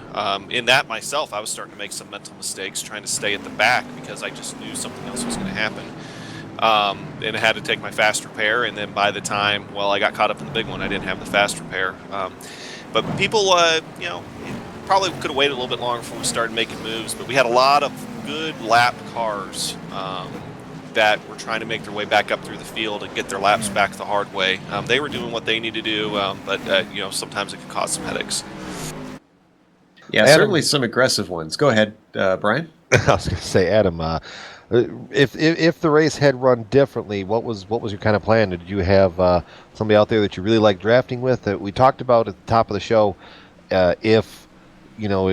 following guys that you knew had some really good runs and we're going to be smart about things. Did you have anybody kind of in mind that you would love to work with had the race worked out differently?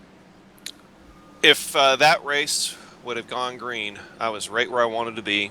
We were starting to move up. I had Alan Hesbeck in front of me. I had Mike Franklin alongside. He was in position to go ahead and try to move up with us, and we had Scott Gruber behind us too.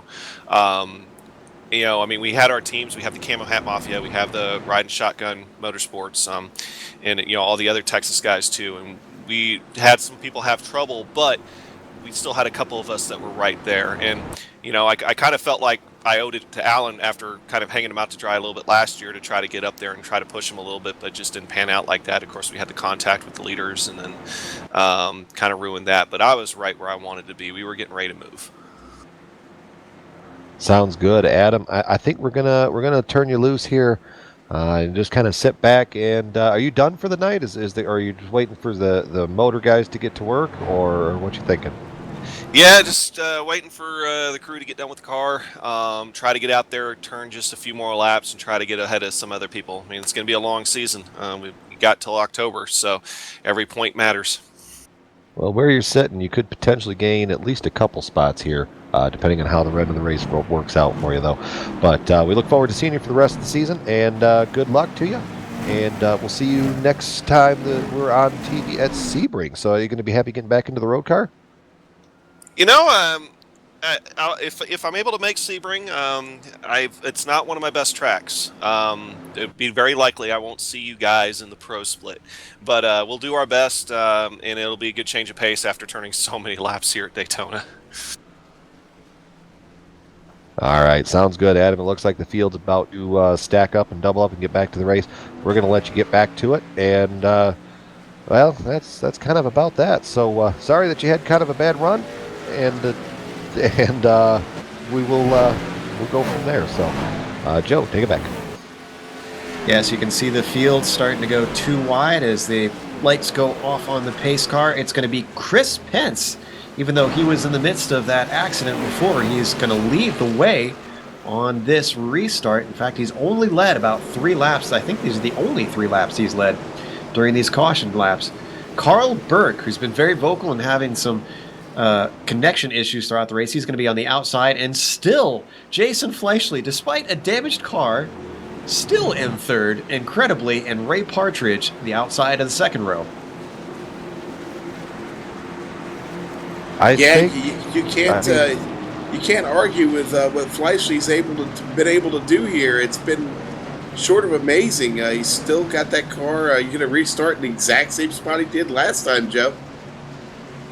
I am going to have to ask him how he's learned to specifically damage the car to make it more aerodynamic. That's a secret I'd love to know from that 77. I don't know if there's an exact science to it, but he may have figured it out. So, as we come around 3 and 4, the Ford Mustang pace car is going to lead them back to our next restart. Is this caution number 7? Is that correct? I believe you are correct. All right. We've got 26 left. As you like to say, Sean, should be about go time. And as we come back to green, Chris Pence leads the way, gets the jump on the field. Is Burt going to be able to slot in behind him? He stays to the high side.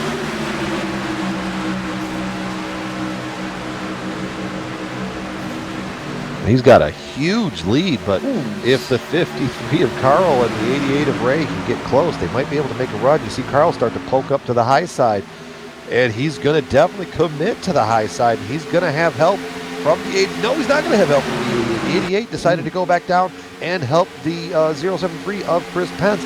Or they're just going to fall back in line, but Burke is up there all by himself. I think the 88 saw the 53 start to blink yet again and said, I don't want anything to do with that. And he paired up with our current leader of Pence. So 53 slots back into line in third, just ahead of Fleischle. Yeah, and a blinking car is a really hard car to draft with. In fact, you will lose time when that situation occurs. That's a tough condition to fight, and if you can get away from that car that's blinking just once or twice on you, that's probably the move to make, and it seems to have worked out so far. Pence looking pretty good up there in the lead, and just since the restart, able to hang on to Ray Partridge, though, sneaking right up there on his tail. And one final update for you Ryan Toma fans out there. The engine has expired in that number 24 machine, and he is lurking to pit road. He's getting well off the track. Even if he stops on track, I don't believe there'll be a caution because where he's at on the track.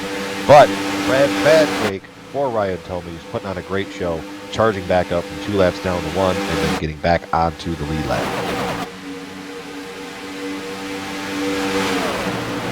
Looking through our top drivers here, trying to see, looks like Blake Reynolds is back in this again, but he's still a lap down.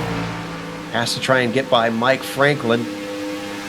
He's actually the first car 1 lap down, so if a caution was to come out, Blake Reynolds would be back in this, and with the way that he can drive that car, Would not surprise me at all if he would be up there in the running for it. I think he's going to need one more caution to do that.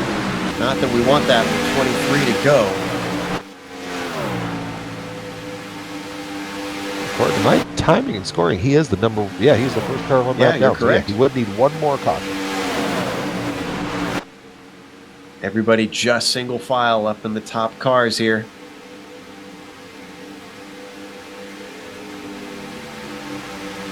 Working their way past lots of lap traffic that's holding the low line. It was Ray Fournier in the number 26 that they blew past. They're going to come up on another here very soon. That's Clark Archer in 33rd.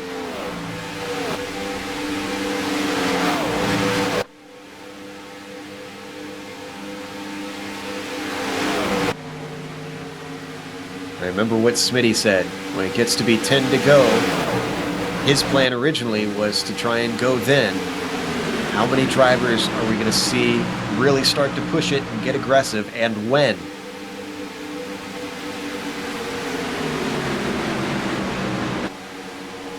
Oh, everybody diving high in the very last second.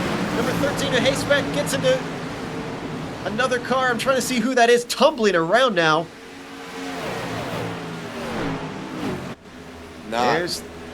There's the caution that Reynolds needed.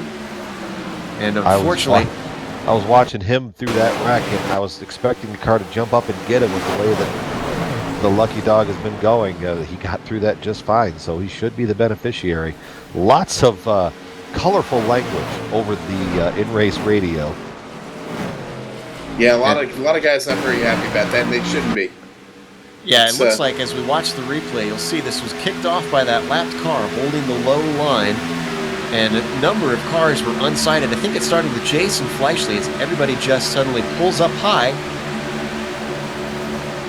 Yeah, you can see Fleischle at the last second has to dive high. The number 13 gets clipped. Then I think Thompson gets it. His car starts tumbling.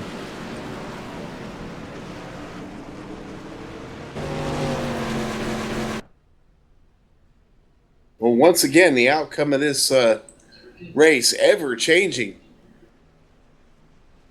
And you know what? At this point, it's starting to look like this might be redemption for Chris Pence. Remember, he nearly won a year ago. It was by just a nose that he lost out to Kalisto. He's staying out. Oh, or is no? He fakes it. I was going to say it looked like he was staying out last second. He gave a little juke to the inside on the pit entry. We've got a couple other drivers waiting for interviews. We're going to let pit stops start to go through here. See if anything significant unfolds.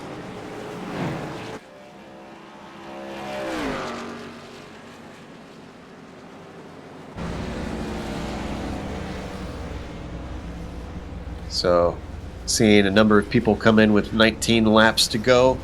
In the meantime, let's pull in Dwayne Cooper. Talk to him, the 01, see how his race went. We didn't get to see a whole lot of him on camera, so at least maybe be able to hear his voice. Dwayne, sad that we're talking to you a little bit early. Tell us a little bit about your race. Well, we thought we had it planned out. We was going to stay in the back with most of the Texas guys and then come up after some of the wrecks happened, and I ended up getting that lap down. I ran with the front pack, but I just couldn't get back around and get back on that lead lap. We've been seeing a number of drivers work together with their teammates out there, and you mentioned the clubs.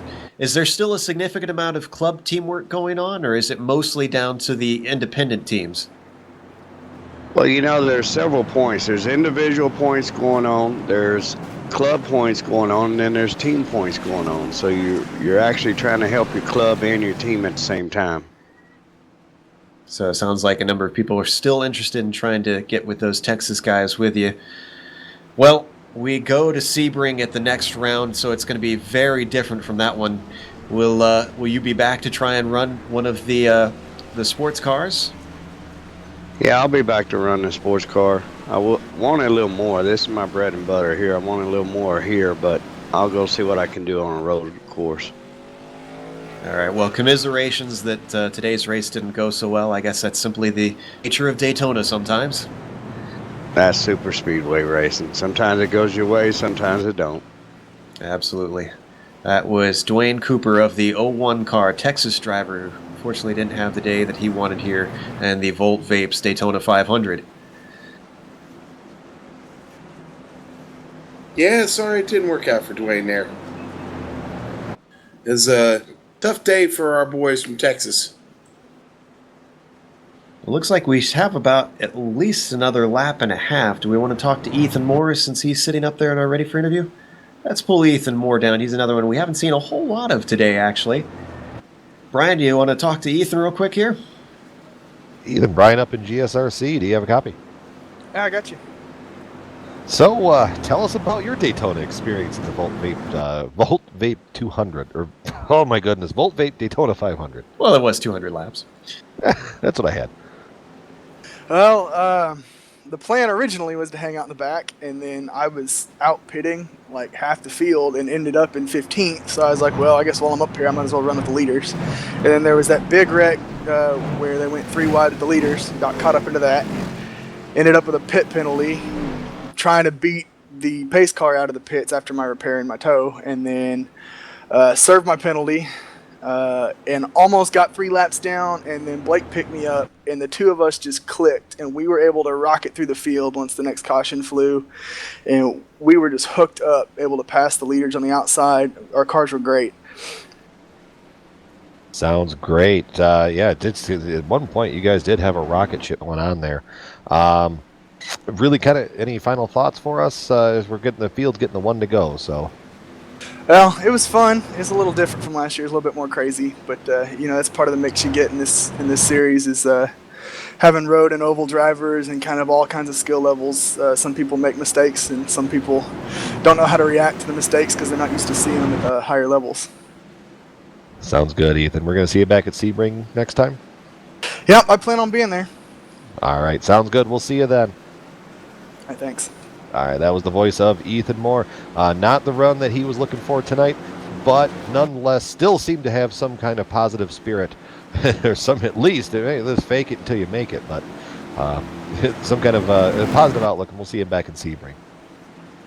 Indeed, and 17 laps to go here. Going to be 16 once we come to the line for the restart. Chris Pence is going to be your leader once again. Ray Partridge is going to be starting in second. Fleischle still holding on to that third place despite making a little bit of contact in that last incident. And Taft Baldwin is back up in it, and the number 5 starting in fourth. Guys, I'm just going to sum it up right now. Blake Reynolds is back on the lead lap. And that car, we know it's fast, and we know that he's aggressive enough to make this happen. 17 to go. My money's on Blake Reynolds. Black and orange, number 76. We'll see what he can do. Come around turn 4 to take what will hopefully be our last restart. Pace car coming to the pit entry as the Ford Mustang peels off, and right away, Chris Pence does not wait for anything and accelerates away. Boy, what a whole shot by Pence. Doesn't look like it's going to be working in his favor here in a moment, though. Ducking low, Ray Partridge still in second, starting to gain on him. Doesn't have anyone to help him, though. Is he going to stick with him, or is he going to dive high? He looks to the high side, tries to go around Pence. Doesn't have anybody with him. Taft Baldwin hooks up with Pence.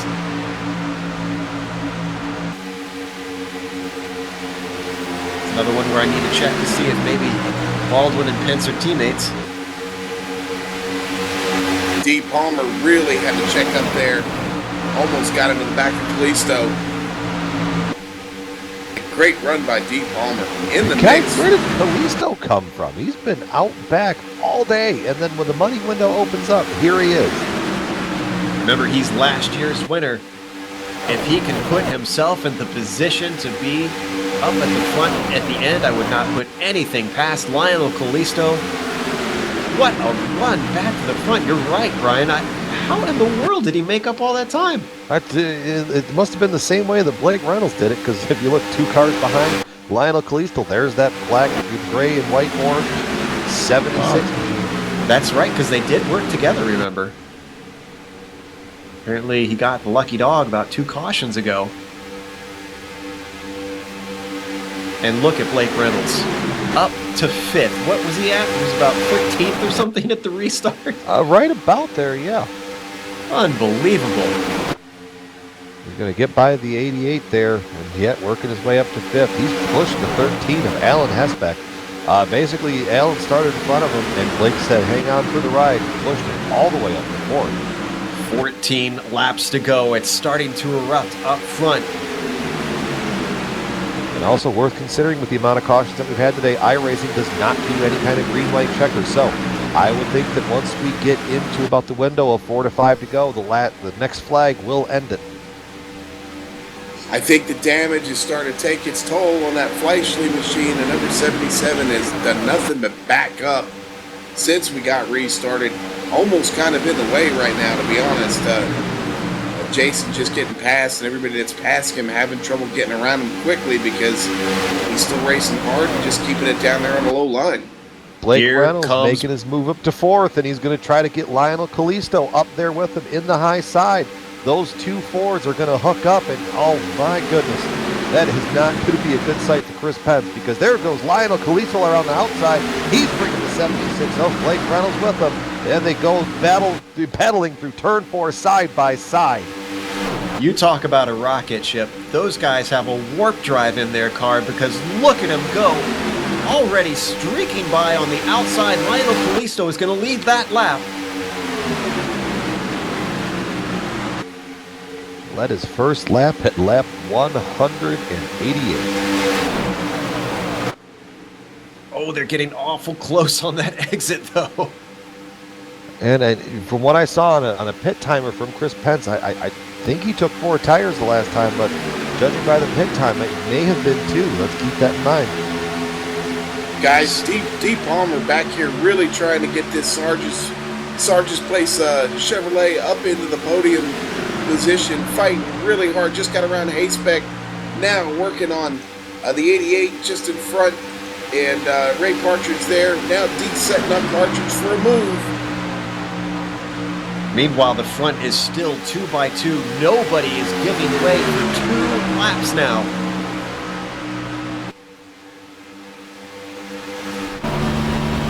Next time got by, they're going to get 10 to go. Hard to believe, only 10 laps to go. Well, yeah, we've been on the air for a while, but honestly, when you get just wrapped up into it, driving or broadcasting it just never feels like it, I know that's the way it's felt for me all weekend. Every one of these things I've been in, I try not to even look at the clock, and right now, the clock is not your friend.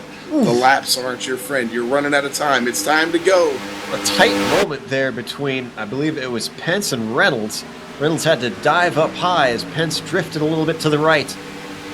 Kalisto still with just a nose ahead, and now they're starting to drop back. Now what is Kalisto going to do? Kalisto's got a nose out. Is he going to dive to the bottom? Blake Reynolds is not clear. He's going to try to shut the door, but Pence is right there, and Pence is going to push up, which is going to allow the 76 to get clear. So now your 2 fastest cars are 1-2 on the track, coming to 9 laps to go. Our order is Kalisto, Reynolds, Pence, and Baldwin. Top 4, all nose to tail.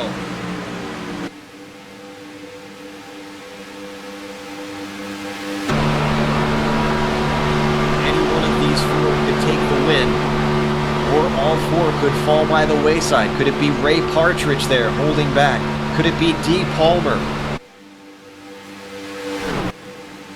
I mean, if you're back there and you're holding the steering wheel of the 88 or the 023, you might want to get moving now versus later. And Baldwin is trying his hardest to push Pence up to these 2. They got a little bit of a gap heading down the backstretch, but they have closed back in on them. And wow, look at Reynolds all the way on that bumper. Definitely pushing him now. Pence looks up to the outside. And Kalisto is just as cool as the other side of the pillow, baby. really nice line, not scuffing off any speed. They just got to follow. They don't have a choice. Got nothing for him yet. 1 year ago, it was Callisto in first and Pence by less than a tenth of a second behind him. Could we see a repeat? Could Pence have to suffer this all over again, or can he finally find that winner's circle? 7 to go as they cross the stripe this time. 76 is all over the rear bumper of the two. I just don't see any way that Pence and Baldwin back there are going to be able to make up enough ground and potentially make a move to the high side. We've seen that 73 car. Here goes Reynolds. You see him push up again. Reynolds is going to go to the high side. He's going to make Pence push him. Now let's see how this works out as they dive off into turn 3. Reynolds is more than enough clear, and Reynolds is going to take the lead. And Reynolds left Pence up there hanging out to dry. Hung him out to dry like Sunday's laundry, and now that's going to stack up and bring Ray Partridge back into it, and D. Palmer and Carl Burke. Now your top group is about 7 cars deep versus the 4 cars that we had since the restart. A shuffle of the order. Blake Reynolds is now your leader. Lionel Callisto second. Baldwin third. Pence is fourth. Partridge has caught up. He's still in fifth, and Palmer in sixth. Don't count out Carl Burke as well, sitting in seventh and at the tail of this train. Man, I gotta tell you, man, Reynolds just really left Pence out there, man. I was kind of surprised about that. Pence making a move up there to give Reynolds help to get to the front, and he just left. Reynolds hits the wall, or Burke. Not Reynolds, Burke. Excuse me. Burke hits the wall. He was chewing somebody on the radio. He's going to keep it all under straightened up. Not going to put us under caution. Baldwin looks to the outside. Is Callisto going to remember that move? Is he going to pay him back later on when it comes down to the final lap? Baldwin trying to keep the momentum, using the side draft from Callisto. Moves himself up into second, starting to creep towards first. He's on the outside of Reynolds now, into 3.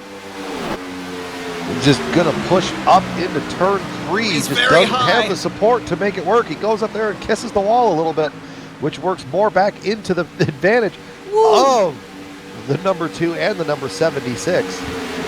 Close moments there for the 88 of Partridge. Had to weave to get out of the way of Pence.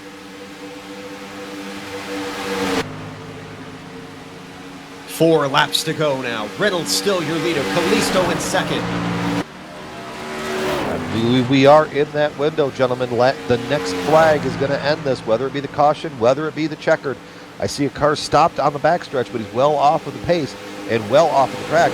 This is where it's going to come down to 3 to go this time by. Blake Reynolds, remember, was 2 laps down at one point. Same thing with Callisto, if I remember correctly. And both of these guys have managed to come back and put themselves in the right position, starting to stretch away from Taft Baldwin. Is the draft going to bring them back in? It looks like it is. The draft might bring them back in if Callisto decides to try to kick it up to the high side. If he stays locked onto the bumper of the 76, the 5 and the 73 are not going to have anywhere to go. As you watch the 73 push up off of turn 2 into the backstretch, the 5 is trying everything in his power to get back up there, but he's going to go into turn 3 and that car is going to wash out again, and he's going to lose everything that he gained. Going to be 2 to go this time by.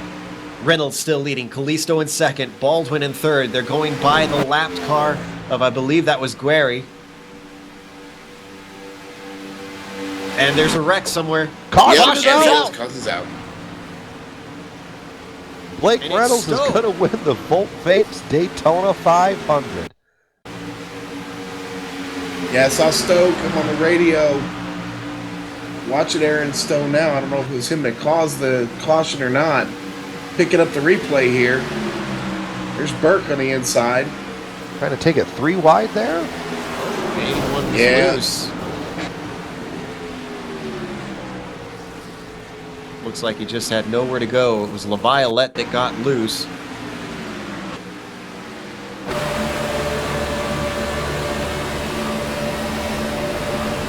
Let's see what happened here. Oh, you know what? Looks like the air just got taken off of him coming into the corner. Yeah, I don't think the car liked that at all. Obviously, it just started to turn right around, kind of like a vortex, man. You know, as you go by right there, and if you take that air off, it causes all that turbulence, and that is exactly what will happen, Joe. As we look at our leader, Blake Reynolds, he just got the white flag as he heads down the backstretch, and the pace car picks him up. It was looking like it was going to be a thrilling finish here at the end, cut just a little bit short. Lionel Callisto probably ruining what opportunity was lost. Giving him a little bit of a bump up to Blake Reynolds. So basically, three guys that we didn't talk about much throughout the race. Chris Pence, for that matter, Ray Partridge too. I mean, throw the whole top five in there. Pretty quiet for most of the race, and look how it turned out. Just goes to show that the guys that tend to win ovals know how to run the entire race, not just some of it. And it's Blake Reynolds that has proved the top dog here in the Volt Vapes Daytona 500. As he comes to the line, he is going to win round 2 of the Pacific Majors. Well, congratulations to Blake Reynolds. That was a job well done for the number 76 machine. Good race by everyone. Honestly, an incredible drive by the number 76. I cannot commend him enough for being able to come back from that as they go 3 wide there. Drivers congratulating him. That is going to be some story. I hope he comes up to the booth as he weaves around in celebration to give us a little chat, tell us how that went. In the meantime, before we talk to him, though, we are going to go to break. On screen, we're going to have the upcoming races here on the Global Sim Racing channel. As well, we'll give you the unofficial results and the driver interviews when we come back from that. So stick around.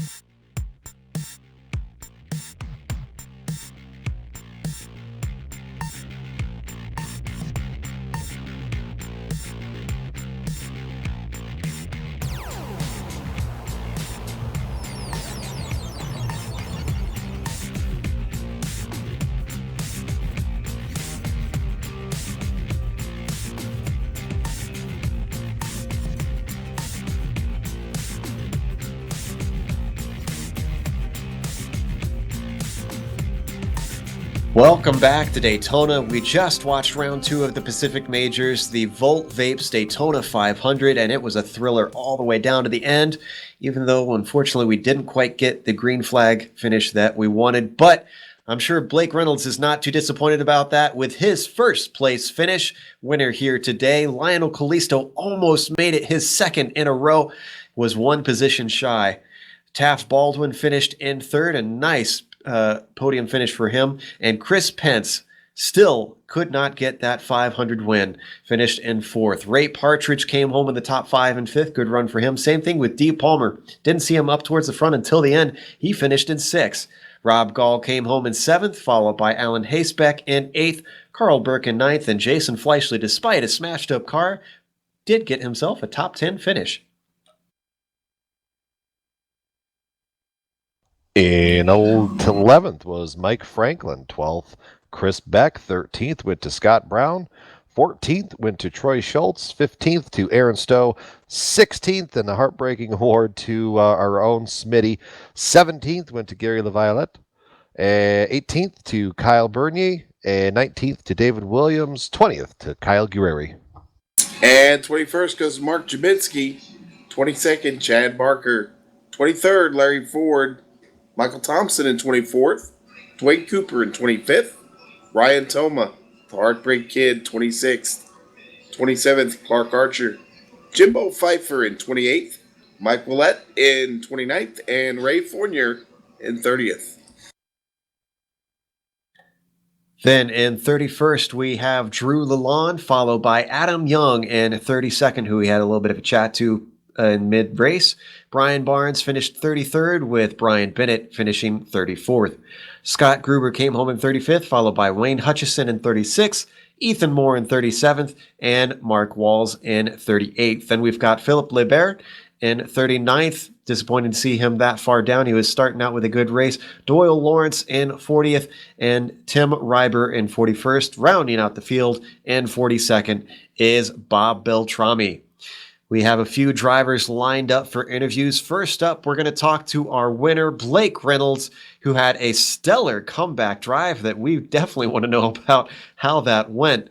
Blake, you seem to have a fast car all day, and you were proving it with each time you were trying to get your lap back. What initially put you a few laps down? And tell us a little bit about what it was like trying to regain those 2 laps. Well, it was that terrible crash around lap 80.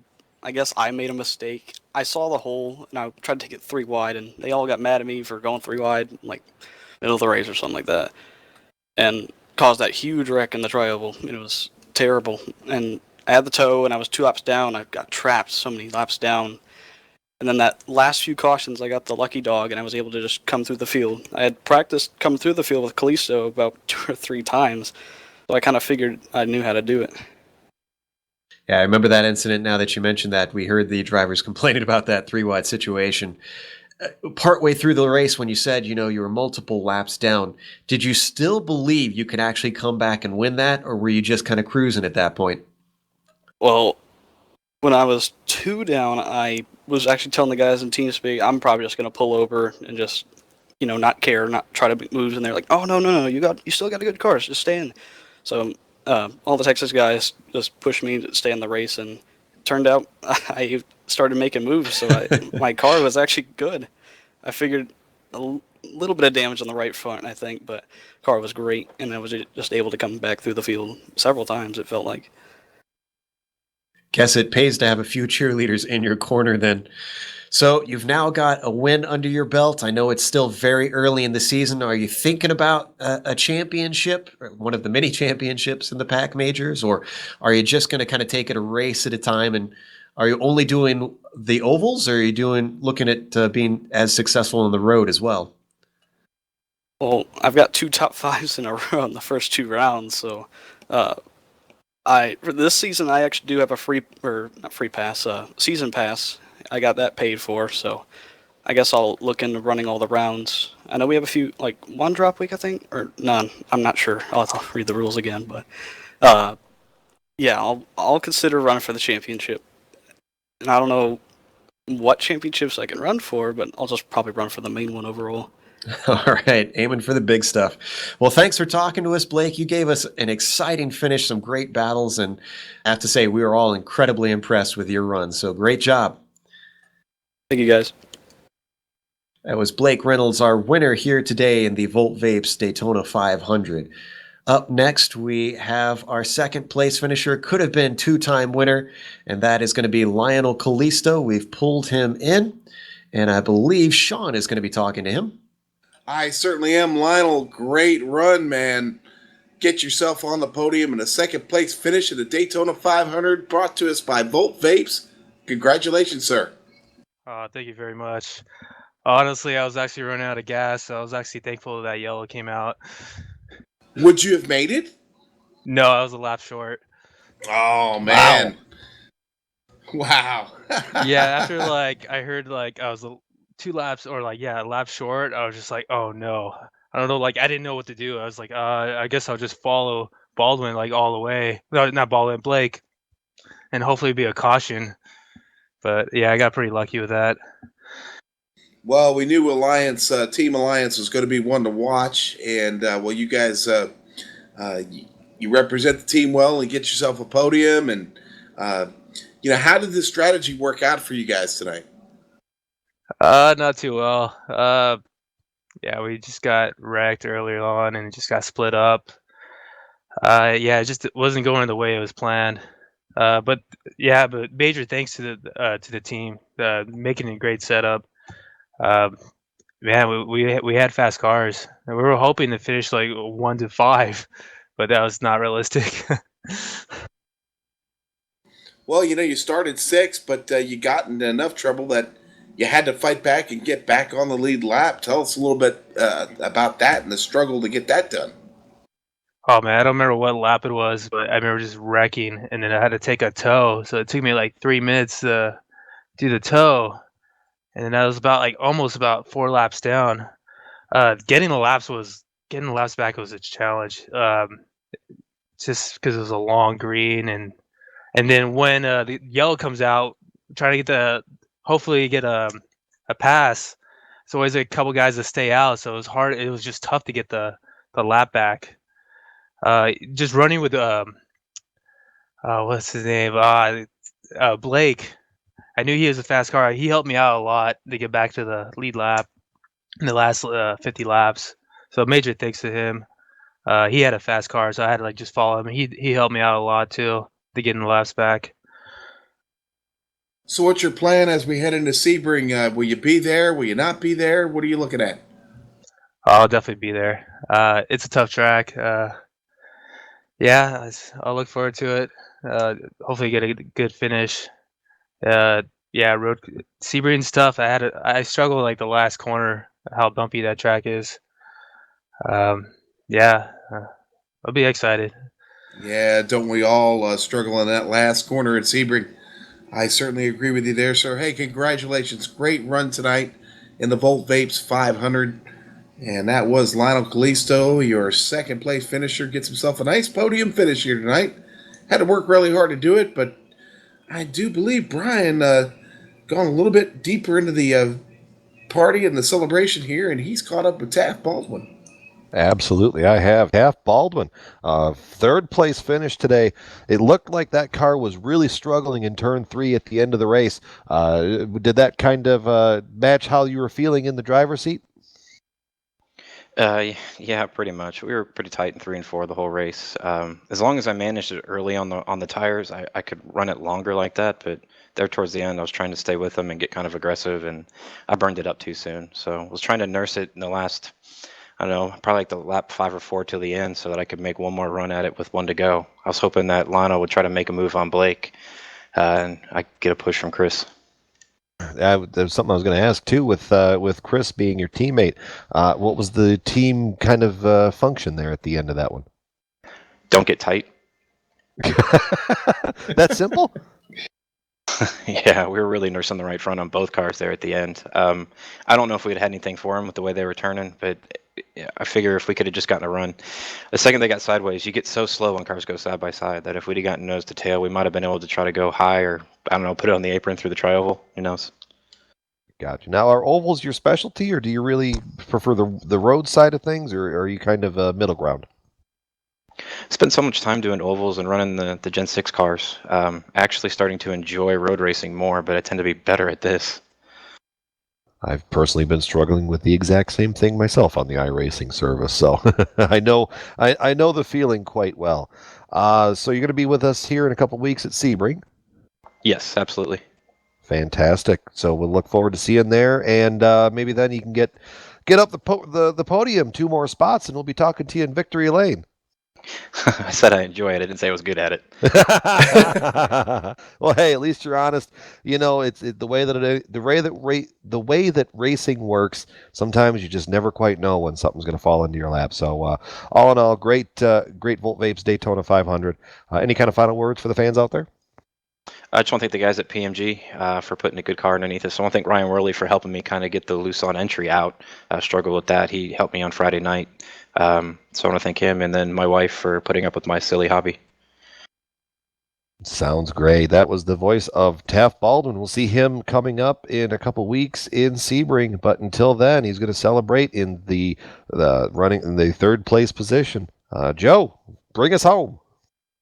That was your podium. We always love when our podium comes and everybody gets to talk to us to see how their race went. But we got to wrap it up today. We want to thank a few people, obviously, thanks to our sponsor of this race and of the series, Volt Vapes.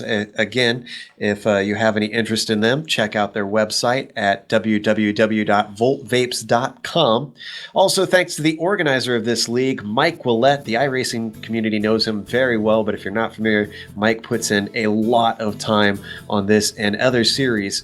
He's an incredible organizer, and we can't thank him enough for all the hard work he puts in behind the scenes. Thanks to the software and hardware that we use for our broadcast. You can see those listed on your screen now. Additional thanks to our musical contributors, Eric Ekholm and Casey Lalonde, whose music you can also find at the websites listed. Thanks to the team today, Sean, Brian, Amjed, and Dougie. If you'd like to find out more about GSRC, you can find it at globalsimracingchannel.com, along with archived races and upcoming broadcasts. We're also on Twitter at GSR Channel and Facebook at /GlobalSimRacingChannel. As we've been mentioning, the next race, that's going to be the 2 hours of Sebring. It'll be Sunday, March 20th, and that kicks off at 8:45 p.m. Eastern. Don't miss it in about a month's time. We have other upcoming races for other series on screen, so check those out and mark them down on your calendar. But until next time, race clean, race hard, and I'll see you on the track.